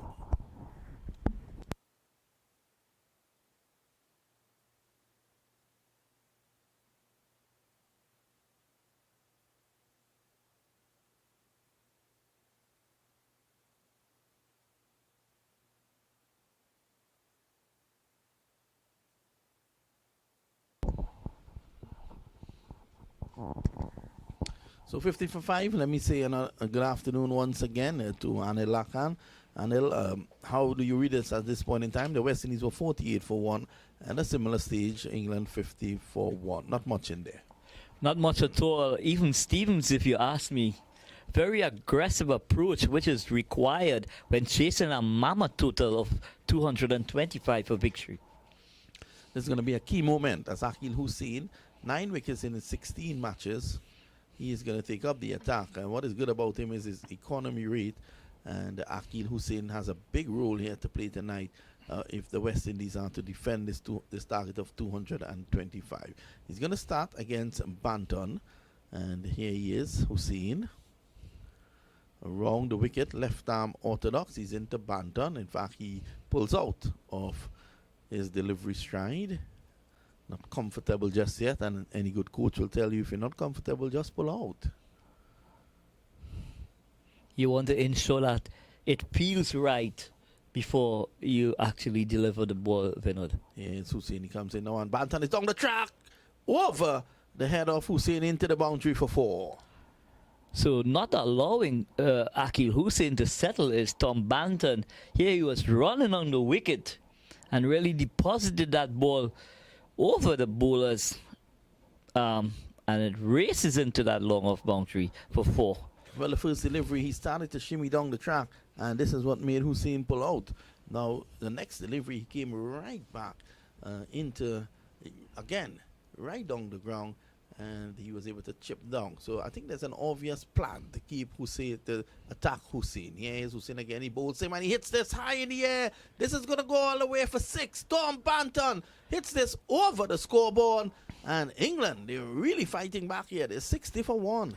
Yeah, and a vicious slug sweep on this occasion by Tom Banton, depositing that ball way over that mid-wicket region. And over the scoreboard. So Akil Hussain is being roughly treated here by Tom Banton. England is 60 for 1. Are we in for a real cracker here tonight? Remember, the target is 225, and there's a conference immediately that's held amongst the captain, Kyron Pollard, the vice captain is there as well, in Nicholas Puran. Of course, they're with the young man Akil Hussein, his fellow Queen's Park player and TKR player, is with him, and that's Darren Bravo. So it's a conference that they're keeping here at the moment out there. Rovman Powell is in there as well. The score is 60 for 1. The wicketkeeper Shea Hope as well as Jason Holder. So that's a serious think tank and a very experienced cadre of players giving him advice there, Anil. Well, I'm sure the skipper will be echoing in the air to just remain patient. You know, you're not going to get a wicket with every ball. So I think there's, a reason to think that maybe there's a bit of complacency in terms of the total that the West Indians have put up. Yeah, I think you look at the West Indian bowling, has been all over the place so far. Jason Holder's bowled a number of full tosses that has been creamed all over the park. Normally, he's not known for being so untidy. His very first delivery was pushed way down the leg side that resulted in 5 wides. So, at the end of the day, you look at what's happening out there and you're seeing a West Indian team that probably they're taking that complacent approach, and the skipper Pollard has immediately pulled them into a mini conference. Yeah, it was definitely needed to take the opportunity, to regroup. Well, he's still there with Akil Hussein as they await the return of the ball. As Tom Banton is really taking the fight now to the West Indies. And I must admit, it's a new challenge for Akil Hussein as well. Not accustomed to be going around the park with such consistency. So here's Hussein. Let's see how he responds. So around the wicket goes to Banton. That's short and turning away. Banton is off the back foot, punching it down to Pollard, who is stationed at mid-off, and there is no run. So there's some respite. Let's see what happens next delivery. Skipper Pollard seems to really be on the edge at the moment. Hussein bowls. Again, he's off the back foot, straight to Pollard. So the plan is not to go up in his zone. He's shown that he can really hit the ball and hit it hard. So it seems that the plan is clear. Bowl back of a length and ask him to go from there. Here is Akil Hussein again. He's normally very tidy again. This is outside the off stump. Banton looking to swing that away. Misses completely. Again, it was just back of a length. So that's the idea. I turned away from him viciously. He was looking to pull it somewhere behind square. Banton has to be careful here with this ball turning the way it is with Hussein. And looking to play against the tide, he could get a leading edge. Here is Hussein. He's in now, both to Banton. He's back off the back foot, punches it down the ground. And that's a single. A good comeback there by Akil Hussein at the end of over number 6. That's the end of the power play. England are 61 for 1. The West Indies at the same stage were 54 for 2. We take a short break. We'll be right back. All been waiting for the first.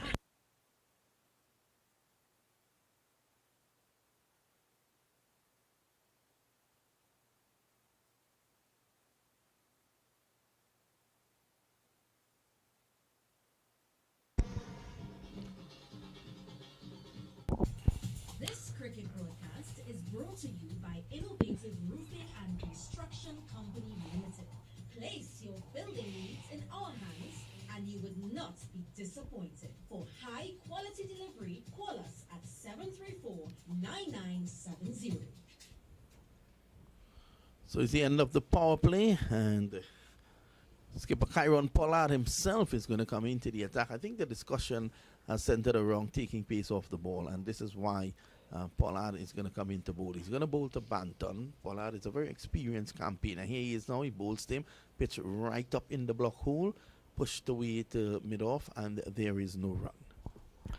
So the skipper has taken the opportunity to take the responsibility to try and pull back this run rate that has really escalated over the 6 overs. Here's Pollard again, just trundling in. Up to the wicket, bowls outside the off stump, and it's cut away down to Shepherd. They take a quick single, and no one backing up. Shepherd threatens to throw, holds it back, brings James Vince on the strike. Vince has played 279 T20 matches around the world. So a very experienced campaigner when it comes to T20 cricket. He has been plying his trade around the globe. Here's Pollard again. He's had a good start. His 2 deliveries just costing 1 run. He bowls to Vince. Vince cuts this away down through point. There is protection down there, and that's just a single. Score now goes on to 63 for 1. Darren Bravo returning. So short and wide on this occasion, and Vince just cut that ball out through that backward point region, but there is cover at that third man region.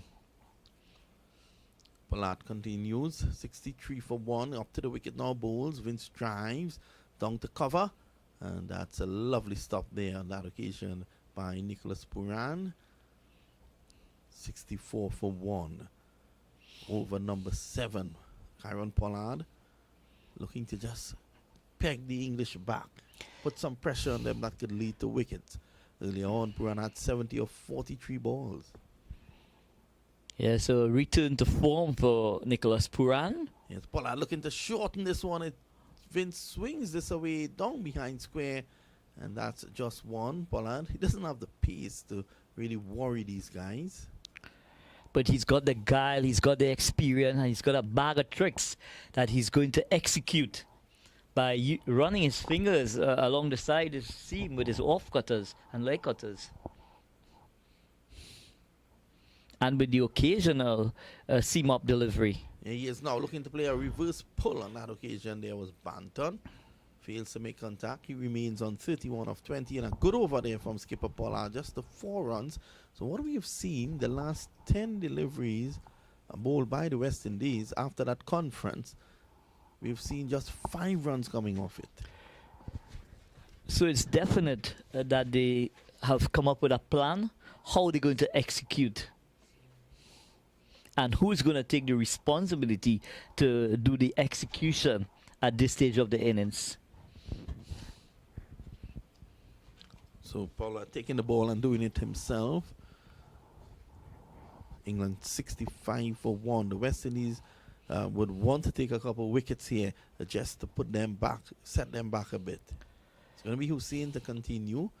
Let's see how Vince shapes up to him. Here's Hussein around the wicket. He bowls to Vince and follows him. Vince gets back, cuts it down to the cover region for 1. So Hussein followed him there. His trigger movement was early, Vince. So it's clear Akil Hussein's role is to bowl the ball into the pitch, Vinod, and really take away the levers from these English batters. So they're trying to create room, as you saw Vince backing away for the last delivery. This time Hussein is hoiked away over the scoreboard for another 6. Well, I think mind games there, and the Banton continues to be impressive. He goes to 37. Hussein looking to cramp him for room, hence the delivery down the leg side.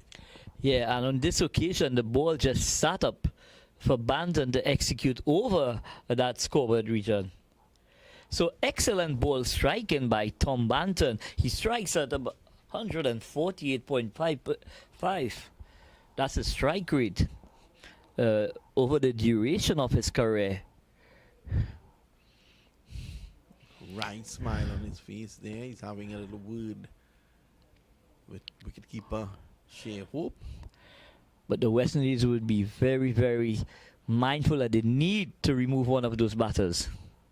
It's going to be Hussein to continue. Here he is around the wicket. He bowls to Banton. That one comes into him sharply with the arm, and he just gets a single. So it's all about, as you said, taking the levers away. But the previous delivery that Banton struck over the scoreboard, it was short. Too short. It's going to be Vince on strike here now. It's Hussein. Comes in and bowls to Vince. Vince is backing away, hitting it over the top, and that's another 6. So runs coming here at a pace. It's 79 for 1 and over number 8. So excellent ball striking by Vince on this occasion. Just backing away outside the line of the leg stump and really opening up that area. West Indies bowlers will be tested to the hilt here, as England has found a good partnership here. These two, Vince and Banton, really taking the attack to the West Indies. And it's clear that the conditions is not really going to play a part, in terms of the pitch or the dew. It remains an excellent batting paradise out in the middle. The target is 225. And Akil Hussain has really been treated roughly. 25 runs in this is second over already. He's going to bowl to Vince. Vince is on 16 of just 8. This time he bowls. Vince is back and he's out caught. Kyron Pollard at mid-off takes the catch. James Vince leaves, caught by Pollard off the bowling of Hussain, and England lose their second wicket with 79 runs on the board. So the plan definitely worked. Following Banton on this occasion, Vinod, taking the levers away on this occasion. Banton Vince going back and looking to push that over cover. He struck a 6 off Hussain earlier in the over, but this one was just a little bit closer to him. He just could not clear the levers, and all he could have done was hit it to Pollard. So a vital breakthrough on this occasion from Akil Hussain. A vital breakthrough. I think they'll want to see the back of Banton as well. 79 for 2 England. They're going along well in terms of the run rate. They've now lost their second wicket, but the West Indians would know that the best way to restrict the scoring is by taking wickets. Yeah, and you need to be chipping away all the time with the wickets, and that's one of the ways you can restrict the scoring, by continuously chipping away at the wickets. In comes the England skipper, Moeen Ali, who we know has tremendous ball striking ability. Well, Moeen Ali has a strike rate of 140, and he's going to come in here now. He hasn't been in the best of form, so Hussain will be looking to send him back early. England chasing 225. They're 79 for 2 at the moment. And it's going to be Akil Hussain to bowl to Moeen Ali. Here he is. He continues around the wicket to the left-hander. Ali looks to flick it away straight to Pollard off the ground. And there is no run. It's the end of over number 8. 79 for 2. We're going to take a short break. We'll be right back.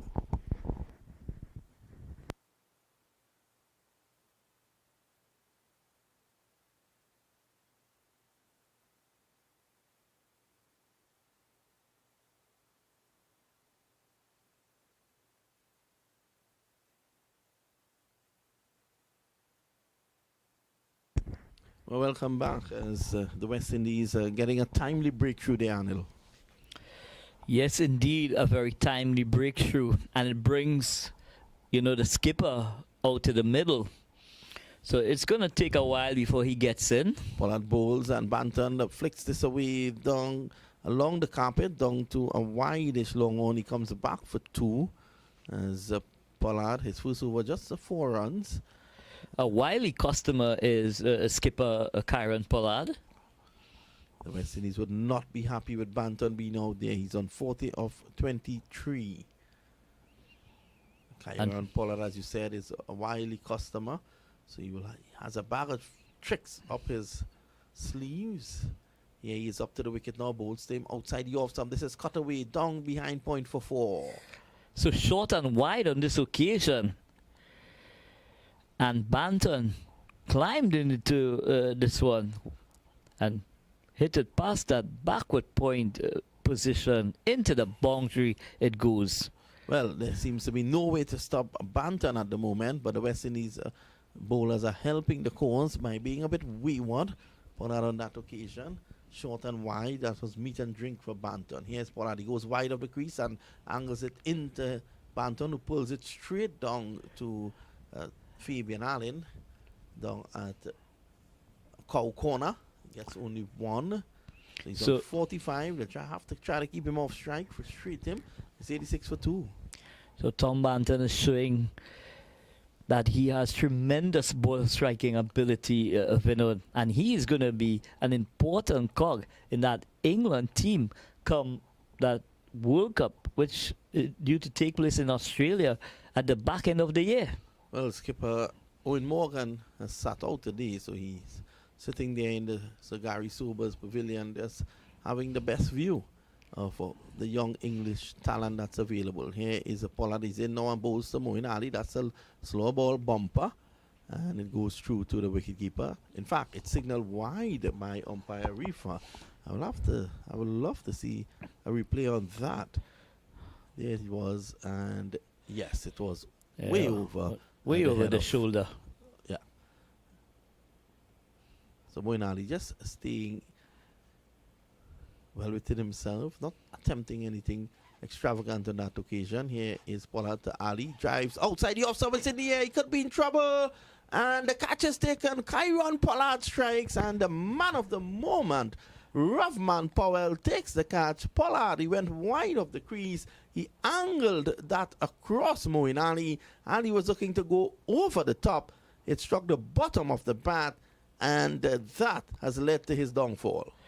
So, well disguised slower ball from skipper Kyron Pollard, and this man Roughman Powell could do no wrong tonight, Vinod.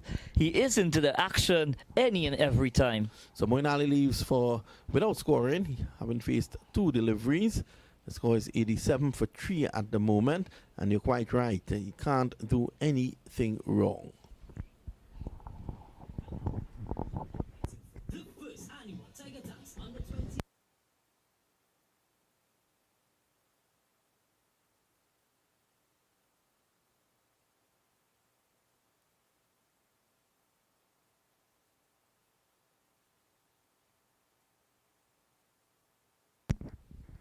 And a vital breakthrough there for the West Indies, and Liam Livingstone is going to come in.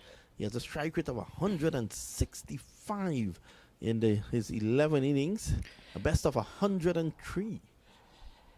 Yeah, Liam Livingstone is a natural ball striker from all the reports coming out back from the UK.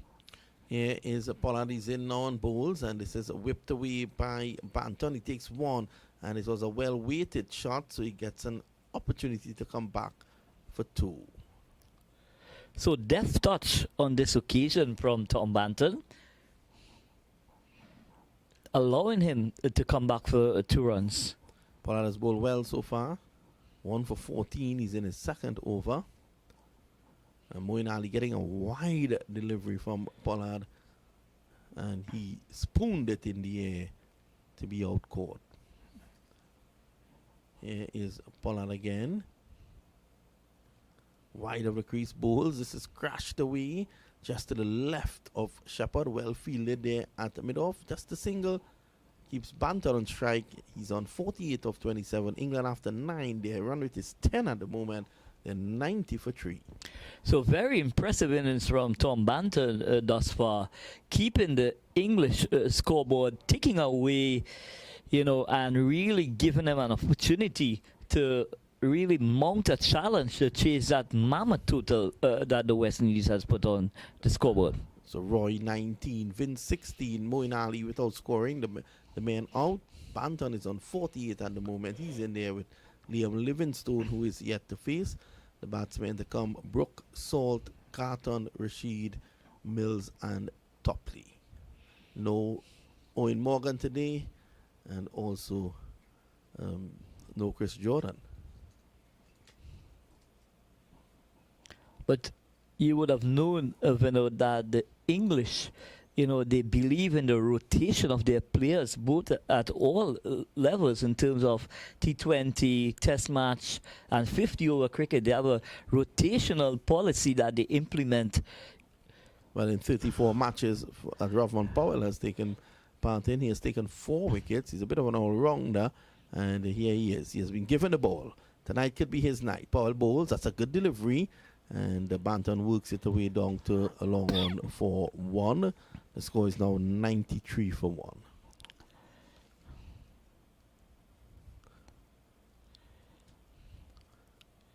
Powell, 107 early on. And, the confidence is with him. He also took a catch just in the last over to get rid of Moeen Ali. So he's getting his call on skipper Pollard for some assistance in terms of field placing.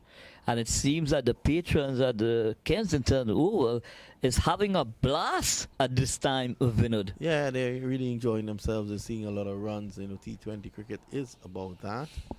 And there's a slight delay as Livingstone seems to have called on for some attention.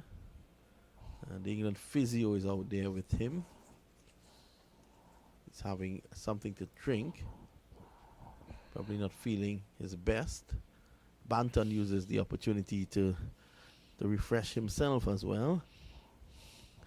So it's probably a good time for us to take a short break and come back. Been waiting for the first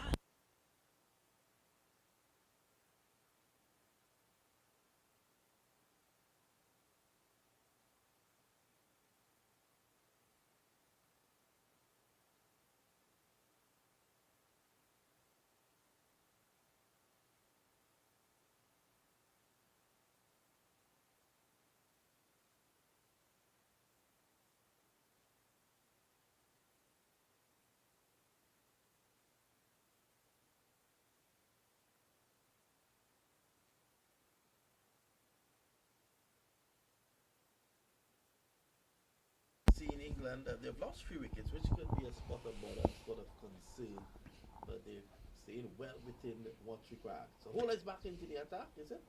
No, that's just the highlights. So after the last wicket that has fallen, that of Moeen Ali, England could be a bit concerned.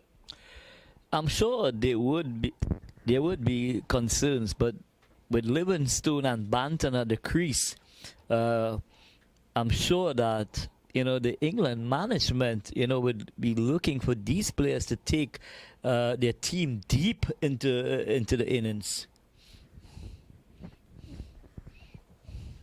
So it's a very, very nice night in Barbados. It's a festive atmosphere, and T20 cricket coming to town. It has brought a number of English fans. They normally fly in or come on the cruise ships, which is normally just walking distance to Kensington Oval in Bridgetown Harbour. And we've really seen a wonderful hand played today by Rovman Powell to give them that sort of entertainment. And we see the West Indies looking to fight back. They have taken 3 wickets, and wickets so far are going to Shepherd, to skipper Pollard. The last wicket fell to him, and of course Akil Hussain. So the West Indies will have to continue to chip away at the wickets. And once you keep taking wickets on a consistent basis, it definitely helps with increasing the RPO, which could really start climbing. And once it starts climbing beyond 10 and over, it really then is going to ask a big effort. Here's Powell. He comes in again, and advancing down the track was Livingstone. Powell shortens it on him, and it crashes into his body. But not very quick is Rovman Powell. Just about maybe 120, maybe high 120 clicks, but he will have his variations that he will be implementing during the course. He is now, he bowls again. That's a good delivery. Made some height just outside the off stump. Livingstone walking across his off stump and walking down the track. So he's trying to put Powell off. So you're quite right. He's bowling at 120 on average. And England, they've lost 3 wickets. The first at 33, second at 79, and the third at 87. 91 for 3. This is the 10th over in operation. And it's going to be Powell bowls again. Livingstone is across the off stump, pulls it down to deep mid wicket. and they're just going to get a single. So excellent over so far from Rovman Powell. Changing up the lengths and the lines because Livingstone has shown clearly that he wants to advance down the track and go big. Banton is on 49, one shy of his half century. He has really batted well. And here is Powell. He comes in and bowls him. He's down the track and gets his half century. So that half century is a popular one with the English fans. England are now 93 for 3. So a very impressive T20 50 from Tom Banton on this occasion, Vinod. You know, it had all the ingredients, you know, that was required, you know, to really keep ticking away at this very mammoth total. 50 not out of 29 balls with 3 sixes and 3 fours, a strike rate of 172 this evening from Banton. Here is Powell. He bowls to Livingstone, who hits this for 6. He advanced down the track and hits it over mid-wicket to spoil a good over that ends with 9. The first 5 deliveries, just 3 runs came off it. And at the end of 10, England are in this at 99 for 3. Let's take a short break. The first annual Tiger Dance under 20 men's tour featuring 15 of the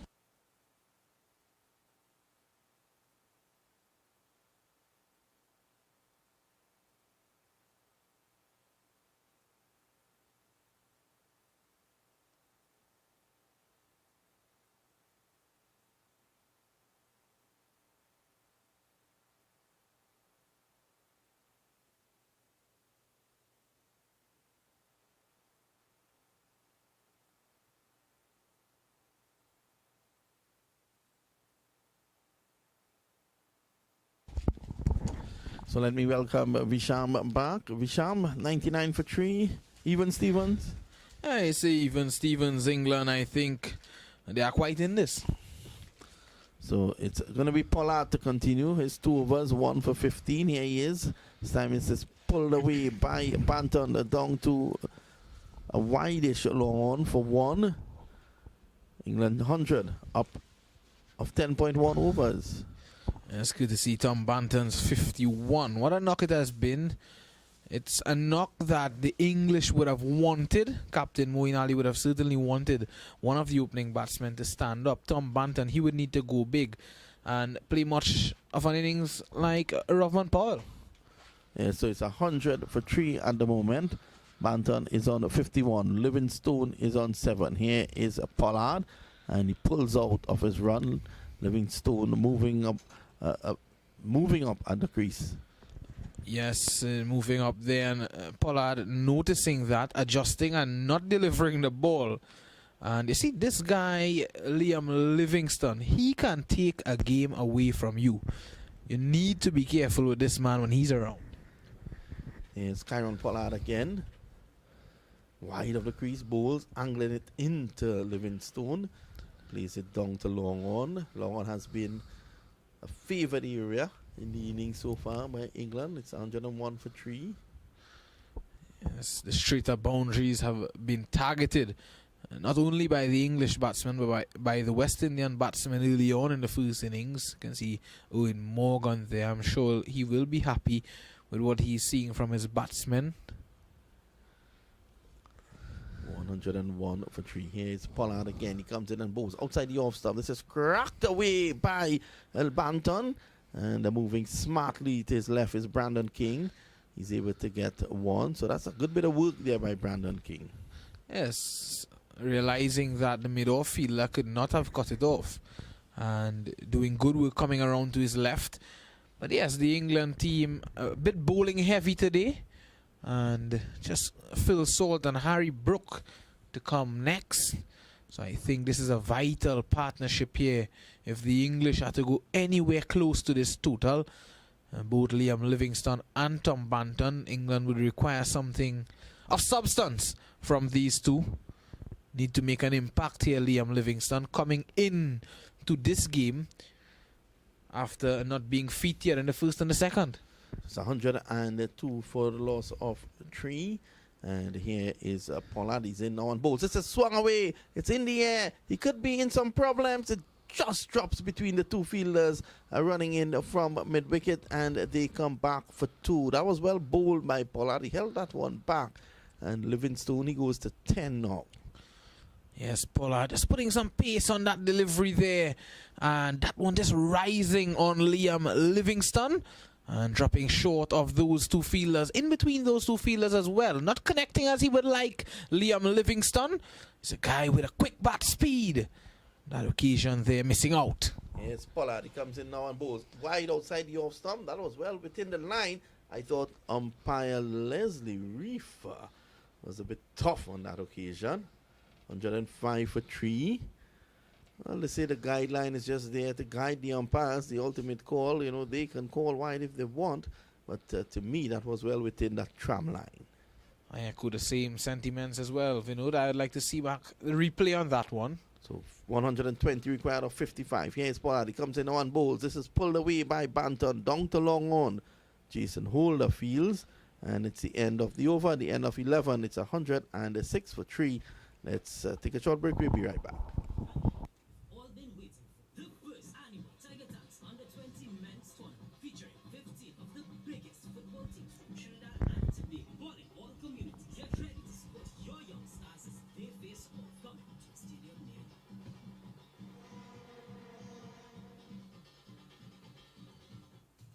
This cricket broadcast is brought to you by Innovative Roofing and Construction Company Limited. Place your building needs in our hands and you would not be disappointed. For high quality delivery, call us at 734-9970.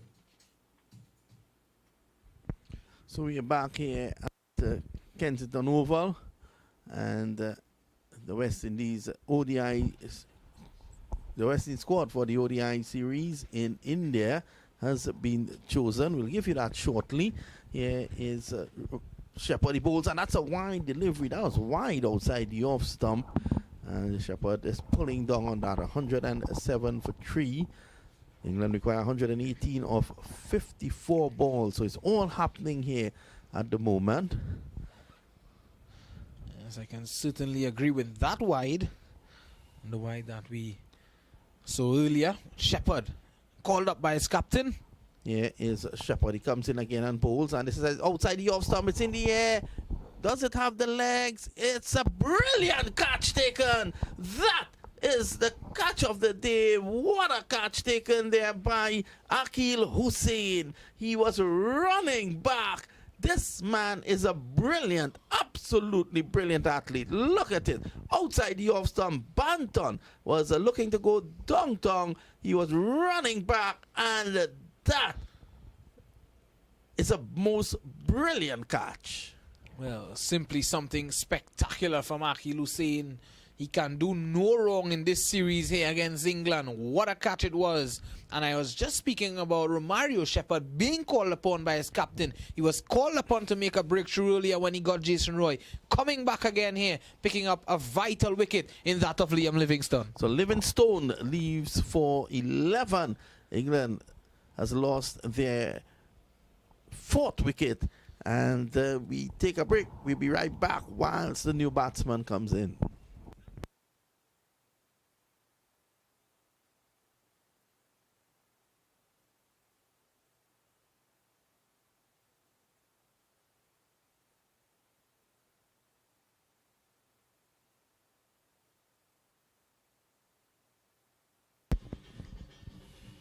Well, I think some concerns now out there for the English. Phil Salt, the Barbadian, he lived in Barbados for 5 years. He's probably enjoying the salt water.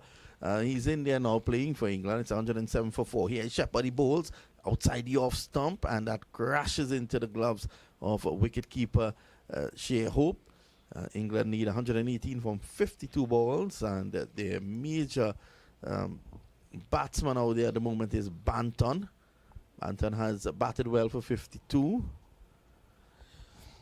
that last delivery there from Shepherd looked to be a wide. What? Here is Shepherd. He goes in again, comes in on bowls, and this is outside the off stump. It's spooning in the air. It's gonna drop short of Puran running in from the point boundary, looking to take 2, and they get home safely. 109 now for 4.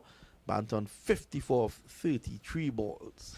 Well, it's a clear ploy by the West Indians here now, not wanting to give anything, serve up anything for Tom Banton in his range. They are just bowling those deliveries a bit wider, not giving him anything to work with there, Vinod. Yeah, definitely, looking to take him out of his comfort zone, have him stretch. When you have to search for the ball and it's so far away from you, you normally lose power. It says outside the off-stump, signal wide by the umpire. Banton again going across. And I thought that the umpire on that occasion could have considered the fact that he walked across the off-stump. Yeah. And, he's probably just looking at the guidelines, but you have to look at where the batsman is standing when the ball passes them.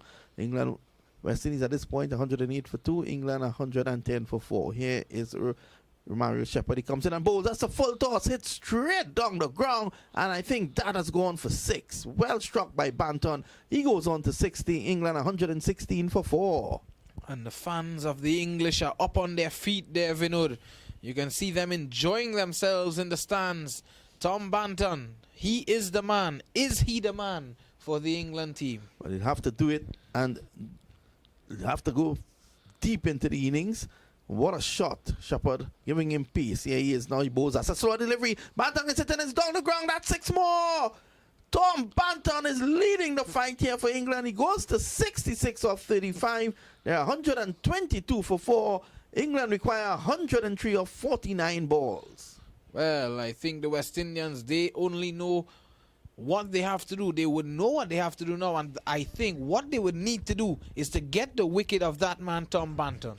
I think what Shepherd needs to do is to try to get bowl Yorkers or go full and wide. And that's the inexperience of the young man, Shepherd, but it's all a learning curve. Phil Salt is at his non-strikers end, taking in the action. Tom Banton is on 66. Skipper Moin, standing skipper Moin Ali, who got a duck, he's looking on. And Kyron Pollard having a word with his fast bowler, his fast bowling all-rounder, Romario Shepherd. This game is set up for something really special at a special venue in the Caribbean. 103 required of 49 balls. England, they're making a fist of this here at the moment, as a number of fans in Barbados in the stadium looking on. This time this is well pitched up, much better delivery, Yorker length, and he's able to force it away down to long on for 1. It's the end of the over, 123 for 4. This cricket broadcast is brought to you by Innovative Roofing and Construction Company Limited. Place your building needs in our hands and you would not be disappointed. For high quality delivery, call us at 734-9970. So we're back here. West Indies 224 for 5. England 123 for 4 after 12 overs. So 102 to get off 8 overs by the English.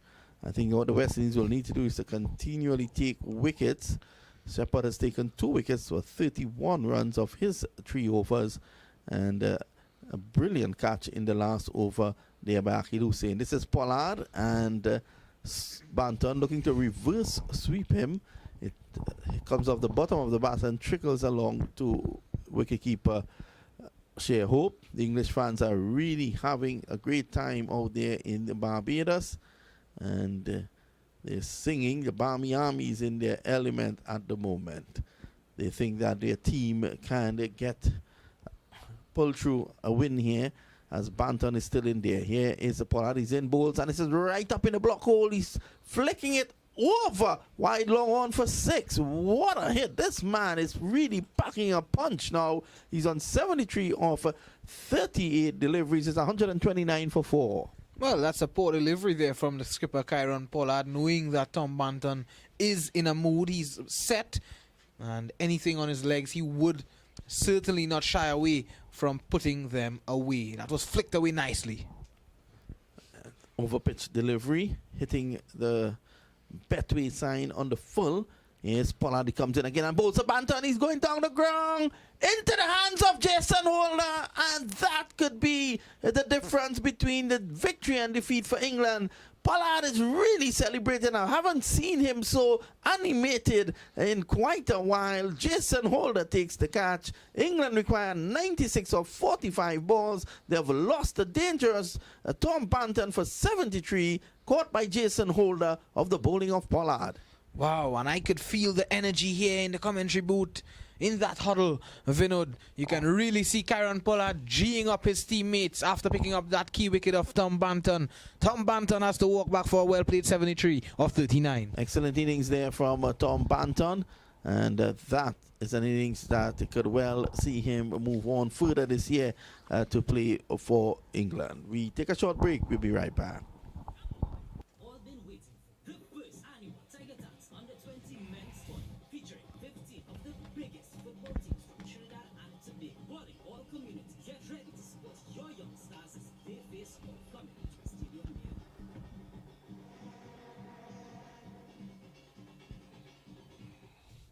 This cricket broadcast is brought to you by Innovative Roofing and Construction Company Limited. Place your building needs in our hands and you would not be disappointed. For high quality delivery, call us at 734-9970. Well, skipper Pollard 2 for 28. He comes in on bowls, and this is Brook, the new batsman, just pushing on the offside. He can't get a run. So Kieron Pollard getting the wicket of Tom Banton. That was the wicket that was required. Jason Holder, the man with bucket hands, taking a beautiful catch, and that has led. Look at the skipper Pollard when that catch was taken. Really livid. His experience is coming to the party here at the moment. Here is Pollard. He goes wide of the crease, and this is well played by Brook down to backward point, and moving around smartly is Darren Bravo. They come back for 131 for 5. Yes, and Kieron Pollard, of course, the reason for his celebration, the way he carried about himself there when he got that wicket, is that he knows the value of that wicket of Tom Banton. So Banton. And Banton, you can see the disappointment that he showed. This time Brook gets a delivery that jumps on him, pushes it away to cover, and he goes to 3. And the score at the end of 13, a good over from Kieron Pollard, and a good spell by the captain. His 4 overs, 2 for 31, and 132 for 5 after 13 overs. That's the latest score. England require 93 again from 42 balls, Richard. Yes, I'd just like to take this time to announce the team that West Indies have picked for this ODI series against India. Kieron Pollard, the captain, Fabian Allen, and Nkrumah Bonner, Darren Bravo, Shamar Brooks, Jason Holder, Shai Hope, Akhil Hussain, Alzari Joseph, Brandon King, Nicholas Puran, Kemar Roach, Romario Shepherd, Odin Smith, and Hayden Walsh Jr. Well, it's good to see Kemar Roach in that setup, so which means he's going to play in the 50 over format. I always thought that he should have been there, and that's really good to see. Kemar Roach being rewarded for the good work that he has done in Test cricket over the last couple of years. So it's going to be Holder. 2 overs, none for 23. And here he is. He runs away from us now. He up to the wicket and bowls. That's a Yorker length delivery forced away by Brook. And he's going to get one down to deep mid-wicket. So this is good bowling there on this occasion by Jason Holder. The West Indies will want to tighten the screws as Phil Salt comes into strike now. Yes, Harry Brook making his debut for England today. Phil Salt as well. So both of them in a very tricky situation here.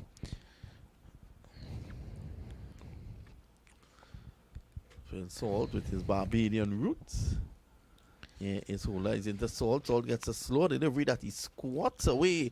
And that's a lovely stop down there by Fabian Allen. What a fielder he is. And Salt goes back for 2.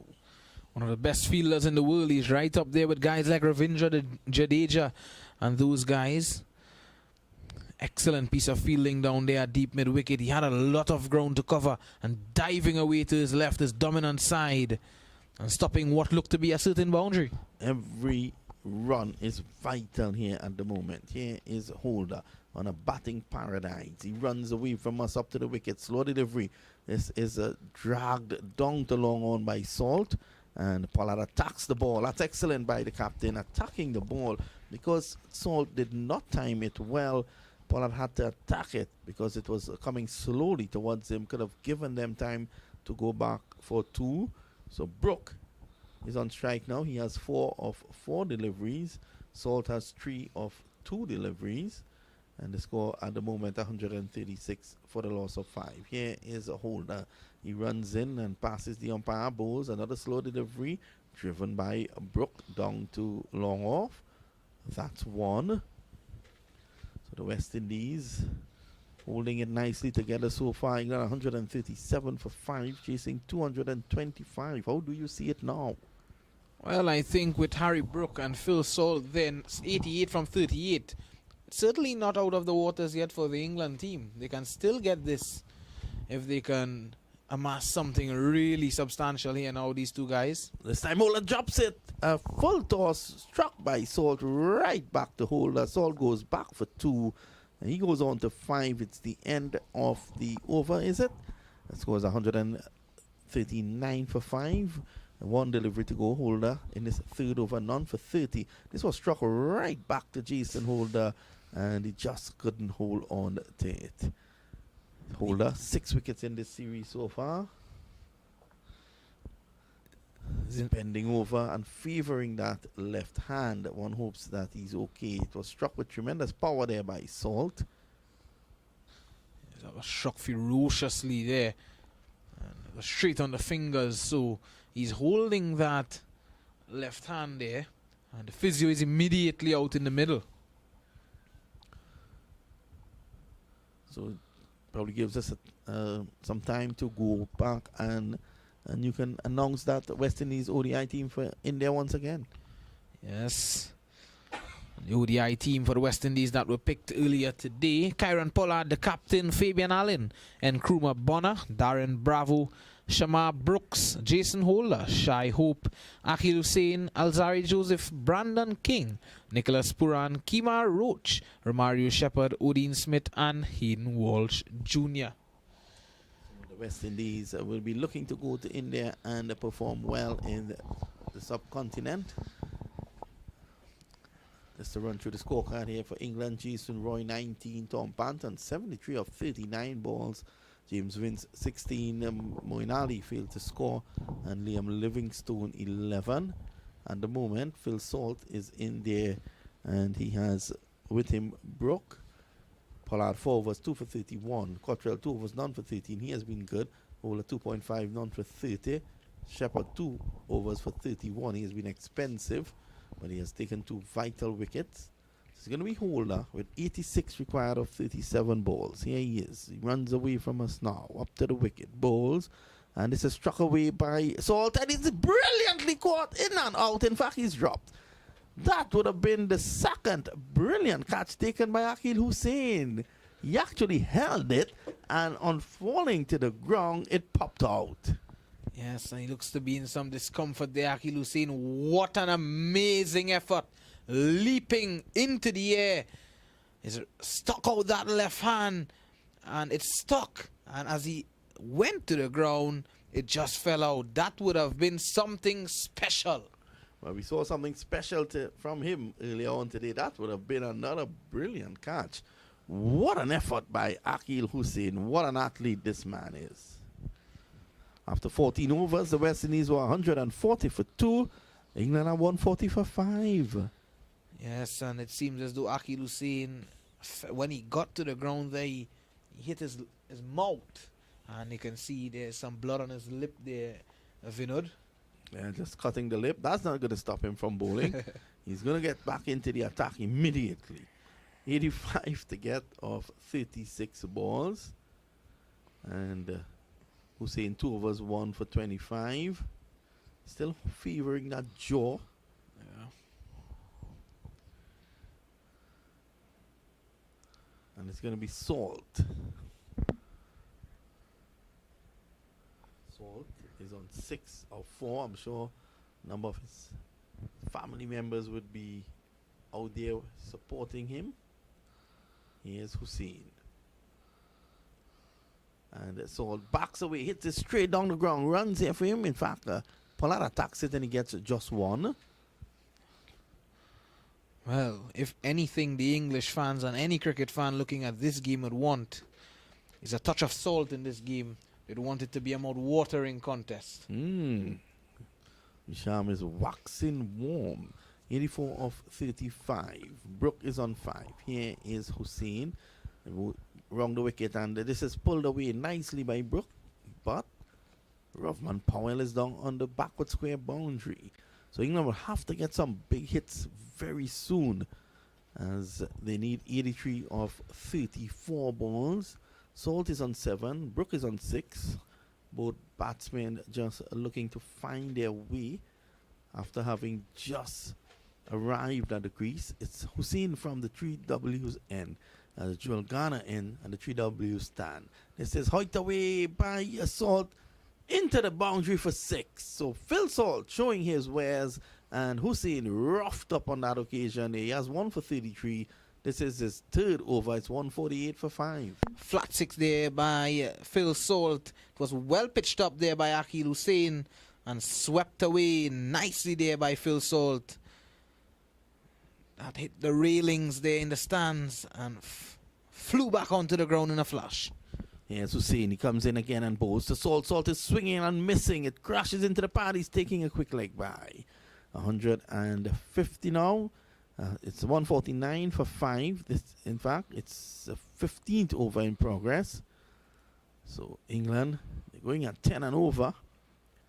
76 required.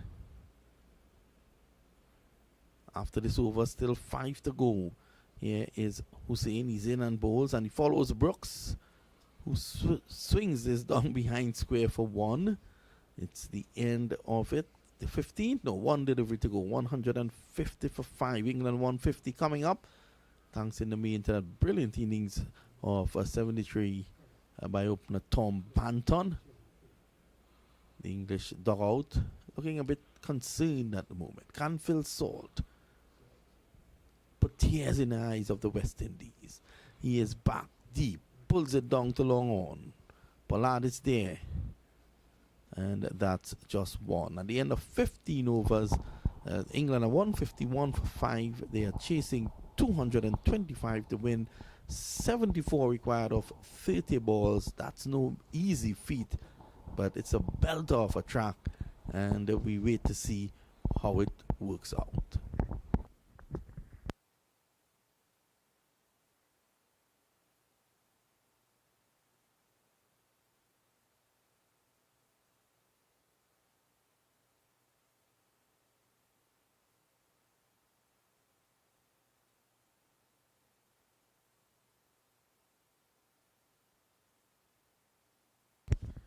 Well, it's a situation where England requires 74 5 overs, and joining me in the comments position is Anil Lakan. Anil, how do you read it at this point in time? Well, I think the scale is just a bit on the West Indies side at the moment, but we cannot take anything for granted in T20 cricket, Vinod. Shepherd 2 for 31 off 2. He comes into the attack now. He bowls and it's struck right back to him.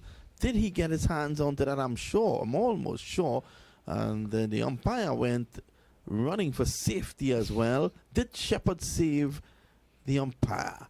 That was a full pitch delivery. Yes, he got his hand back. Shepherd ricocheted that one in the direction of the umpire, who went scurrying to his right. 73 required of 4. Here he is. Shepherd in bowls, and this is another full pitch delivery driven by Brook down the ground. Kieron Pollard is looking. 153 for the loss of 5. And the West Indies team will be hoping that they can pull this one back and take a 2-1 lead in the 5-match series. And they probably might go down to Browns Beach tomorrow and enjoy themselves. Even in Trinidad now, you can go to the beach, but you have to be home by 6. This is well pitched up by Shepherd. down to Jason Holder. He gets 1. So excellent Yorker by Romario Shepherd. You know, taking away the levers from Phil Salt and Brooks at this time. So Salt and Brooks combined, they've scored 25 runs in 3 overs. 71 required of 27. It's getting a bit dicey for England now. Here is Shepherd up to the wicket bowls. That's a good delivery, pushed away on the offside. And all they're going to get is 1. So Brooks has a runner ball 9. Salt has been more adventurous. He has 17 of 10. Yeah, Salt is definitely showing that he's got some ability in terms of ball striking. Here's Shepherd. You can see he's holding that ball cross seam. He runs in now on bowls, and this is well pitched up. Salt goes down the ground, and that's a tasty blow there by Salt. That lands into the stands for 6. So he goes to 23 of 11. Could there be a sting in the tail here for England?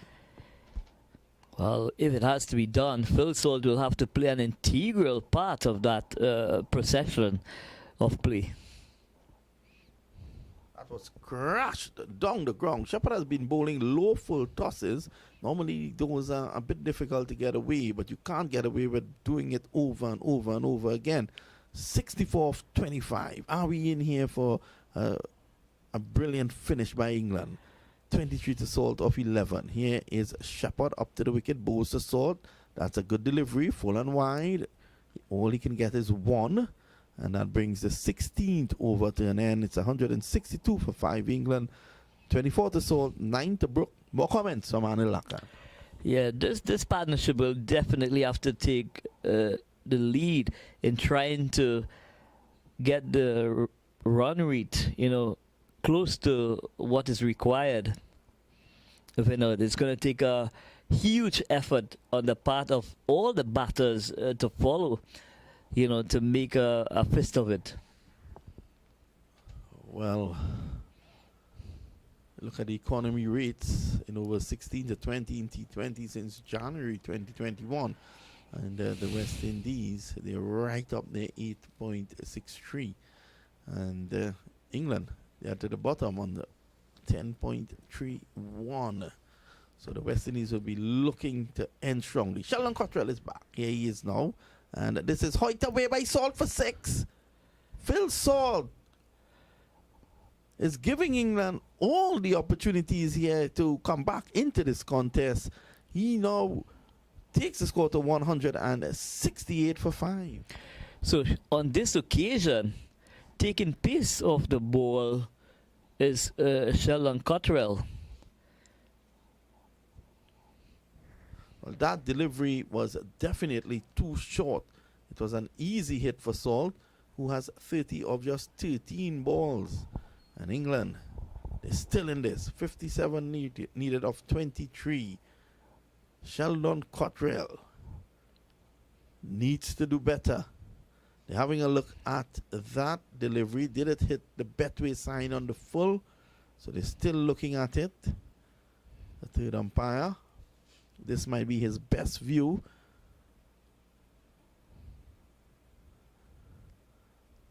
Colin, my good friend, the cameraman, was beating a hasty retreat.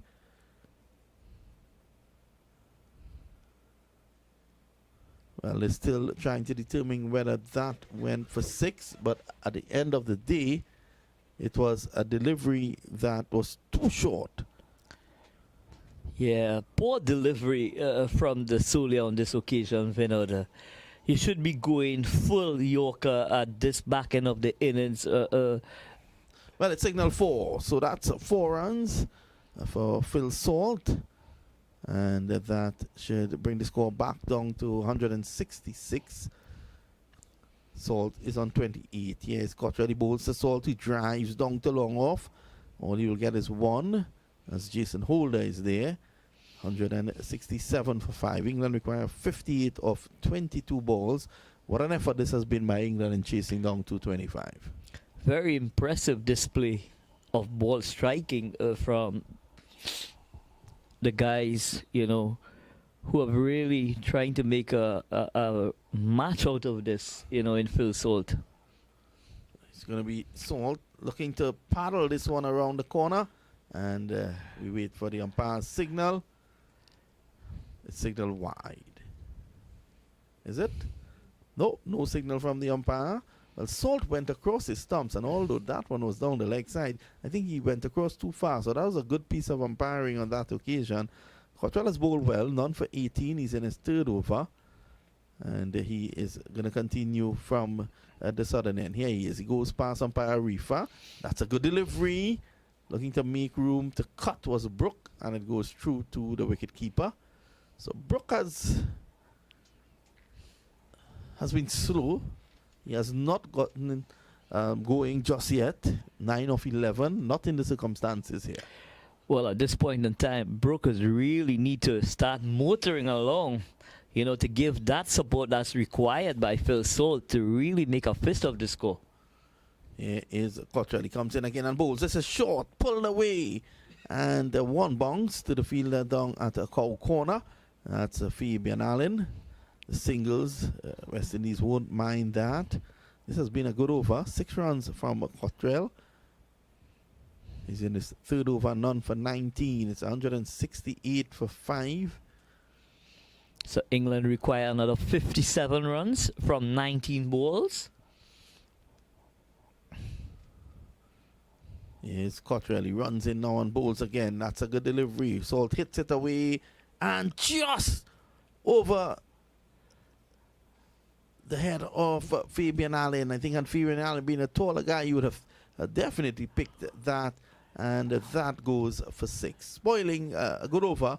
But at the end of his third over, Cottrell has taken none for 25. Phil Salt is really trying to do the job here for England. He has 35 of 15. England are 74 for 5. They require 51 from 18 balls. Can they do it, Anil? Well, it's still possible to achieve that total, but he will need some more support from Brook from the other end. Well, it's 17 runs required and over here at the moment. So it's going to be, let's see who will take up the attack. Fabian Allen, I think, was a bit too far inside, but he was running along the boundary. It was always going to be very difficult for him to gather that catch. It's going to be Holder. That's a slow delivery. Hit down the ground. Could this go for 6? As Brooks' vigil has ended, a wicket has fallen, and it's that man, Rovman Powell, in the mix again. Jason Holder collects his 7th wicket of this series, and England are 174 for the loss of 6, 51 more of 17 balls. Well, this dismissal, might be interesting from an England point of view, because he really has not gotten going in this innings. So maybe the incoming batter might just add that impetus that's required to really take the score closer to that West Indies total. Harry Brook leaving there. The important thing for England is that they crossed during that dismissal, so Phil Salt is on strike. Salt has been hitting the ball well. Yeah, very impressive. I mean, we don't know much about Phil Salt. We haven't seen much of him, but based on what we have seen in this innings, he does have the ability to strike the ball a long way. Yeah, and the new batsman is George Carton, who was carted all around the ground when he bowled. It's a good ball by Holder, bowling around the wicket and angling it across Salt. It's a very good delivery there by Jason Holder. Intelligent. Phil Salt seems on this occasion to be a bit disappointed. I was looking forward to the umpire calling that a wide. Well, if there's one thing, the West Indies team, they've caught well on the outfield. Here's Holder around the wicket, bows to Salt. Salt hits his full toss. This could go into the boundary. Yes, it does. So that's 4 runs there by Phil Salt. Rovman Powell getting a bit of a tangle in the end. And it's now 47 required of 15. England still in this contest. So Jason Holder on this occasion going full, and Phil Salt was equal to the task in dispatching it away for a boundary. So he's not giving up. He's definitely going hell for leather at this stage. This Holder comes in now and bowls to Salt. Salt gets a slow delivery, hikes it away. Will it go into the boundary? Yes, it does. Phil Salt is leading an assault here on the West Indies at the moment. He's on 43 of 18 deliveries, and he has brought England right back into this contest. Exactly so. He's doing a tremendous job by keeping England in this contest, Vinod. Is this going to be a storybook or a storybook ending here? Is it going to be a story for Southbrook? He plays right in his in a country where he lived for so many years, tucked away down the too long on. Can he take his country, England, to victory over the West Indies in a country that he adopted for so many years? Well, I'm sure there's going to be a lot of bragging rights where his family and friends and everybody that's involved, if he's able to take England over the line on this occasion. Let's see what Banton could do. Holder still has one delivery again to go. He has taken 1 for 40. Holder has been struck around the park today. England require 42 from 13 balls. Here is Jason Holder. He runs away from us up to the wicket bowls. That's a good delivery. Pitch right up in the block hole. And all George could get is 1. It's the end of over number 18, 184 for 6. We take a short break. We'll be right back.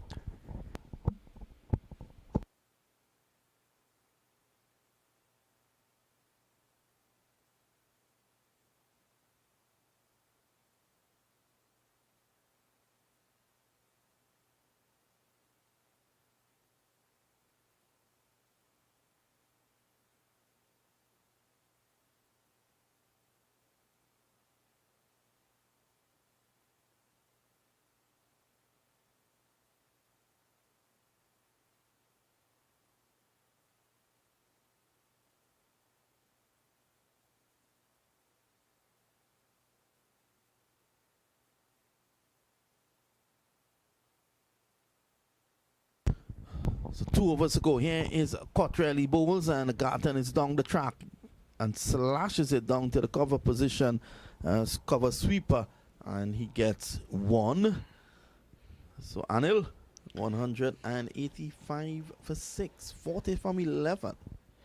I must admit, it is becoming very, very difficult by the ball now to achieve that score, Vinod. Well, Phil Salt is there, and if he can hit a couple sixes in this over, who knows what could happen. Here is Cottrell. He comes in, bowls to Salt. Salt drives. All he can get is 1.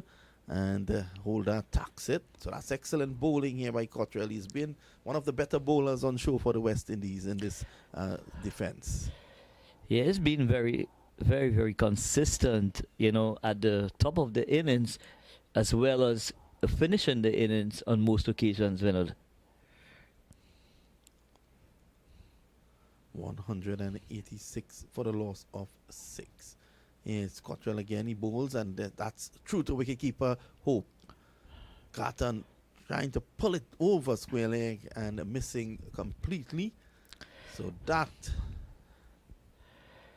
is making it very difficult. 39 from 9. We've seen Sheldon Cottrell in operation here, and he's bowling well. His 3 deliveries in the penultimate over has cost the West Indies just 2 runs.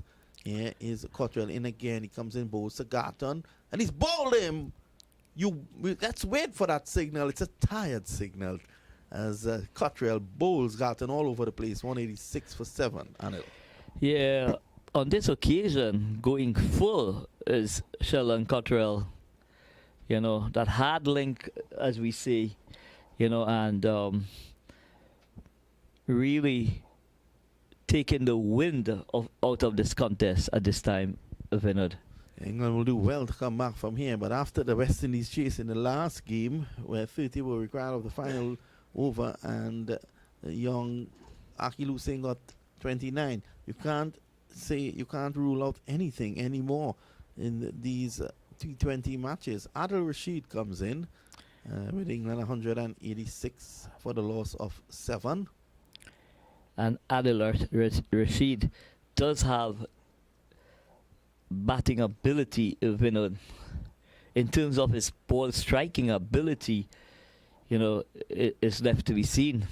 So he's going to face from Cottrell. Here's Cottrell into Rashid, and he's getting a delivery back of a length which he just jumps and pushes on the offside. I think he wants to give Phil Salt the strike. 38 required of 7 deliveries. I think the West Indies are well out front here to win this one.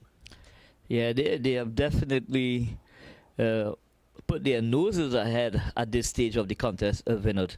I think they've put more on their nose ahead. Yeah, Anil. And Solia Cottrell has been absolutely brilliant for the West Indies. 1 for 28. He has 1 delivery to go. Here he is up to the wicket now, bowls, and that's a short delivery. It's an excellent delivery that goes through to the wicketkeeper. And importantly, it keeps Phil Salt off the strike. And let's wait and see what's the situation. 38 of 6 balls, which is 38 needed of the final over. And Anil, unless someone bowls no balls and wides. And Cottrell there sending back Rashid. Rashid was coming down the track. So he's out, run out. Look at Sheldon Cottrell, you beauty. And he catches it. So it's all happening for the West Indies. England 187 for 8. And Rashid at least goes out with a strike rate of 100. 1 of 1 delivery. 38 to get in the final over. And skipper Moeen Ali is not looking pleased at all. So are you going to call it, Vinod? The contest is over? Well, yes, I think the West Indies should go on to win this. 38 required of the final over. I don't think Timal Mills has the ability to hit 6 sixes, and also they will need a wide or no ball to get into a super over.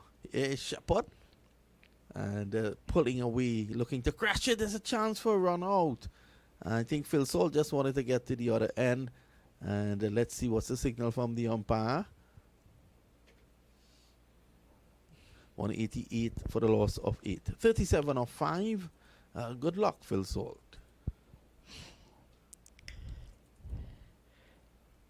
But the West Indies in this contest, Vinod, I must admit, has been very clinical in setting up the game when they batted.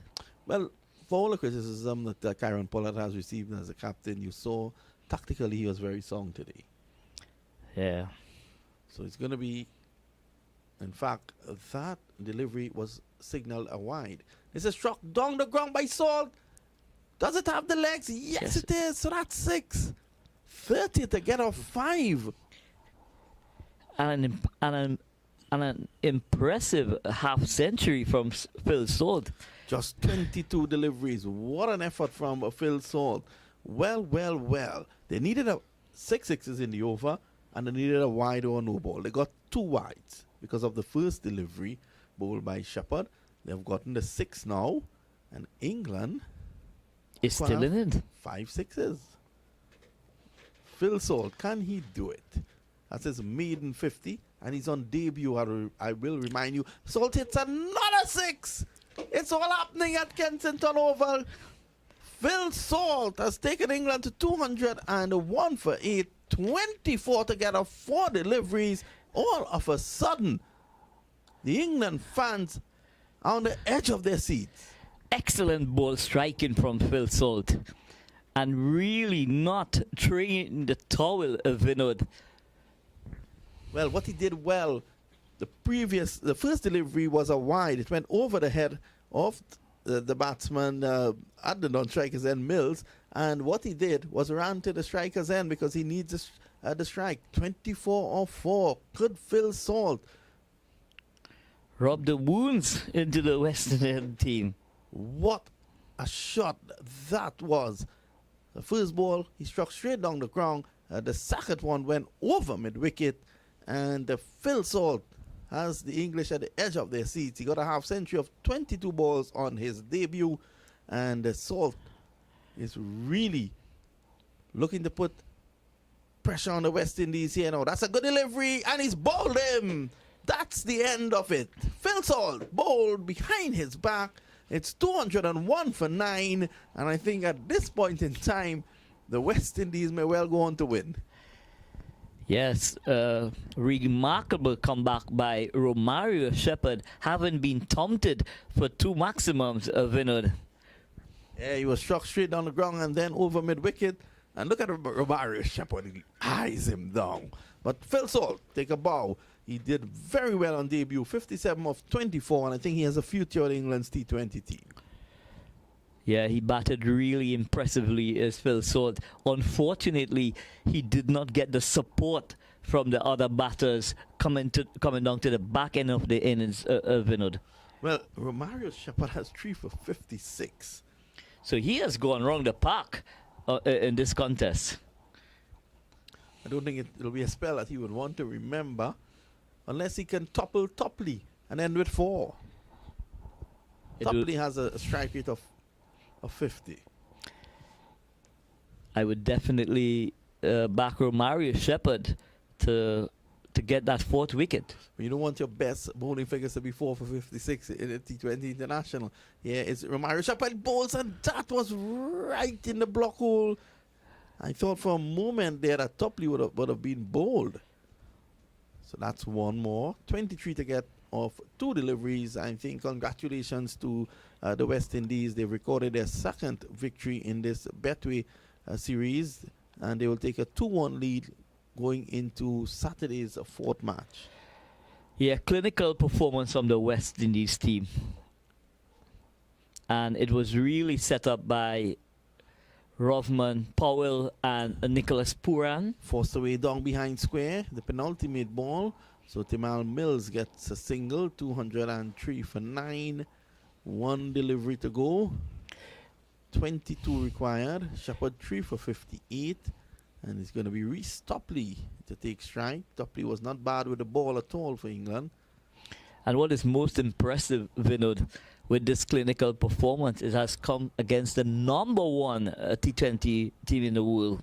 Here he is now, he bowls, and that's a full pitch delivery, squatted away. And 1 straight to skipper Pollard. Shepherd ends with 3, and the West Indies, having posted 224 runs, they win by 20 runs for a 2-1 lead in the Betway series. Congratulations to the West Indies team. Yeah, wonderful performance by Rovman Powell. I'm sure that he will be named man of the match for that brilliant innings of 107, of which he was able to propel the West Indies to 224. And there were some brilliant individual performances in addition to him. There was also Nicholas Puran with 70 and 3 wickets to Romario Shepherd. Skipper Pollard was excellent with 2. And Cottrell, he took 1, Sheldon Cottrell, but he was very good in terms of his economy. And that was the West Indies story today. Rovman Powell, the hero for the West Indies, 107, giving the regional side victory, giving the fans something to cheer about. And the West Indies team will head into Saturday's encounter with a 2-1 lead. We want to thank you for being with us this afternoon for coverage of this match on behalf of the entire crew. We want to say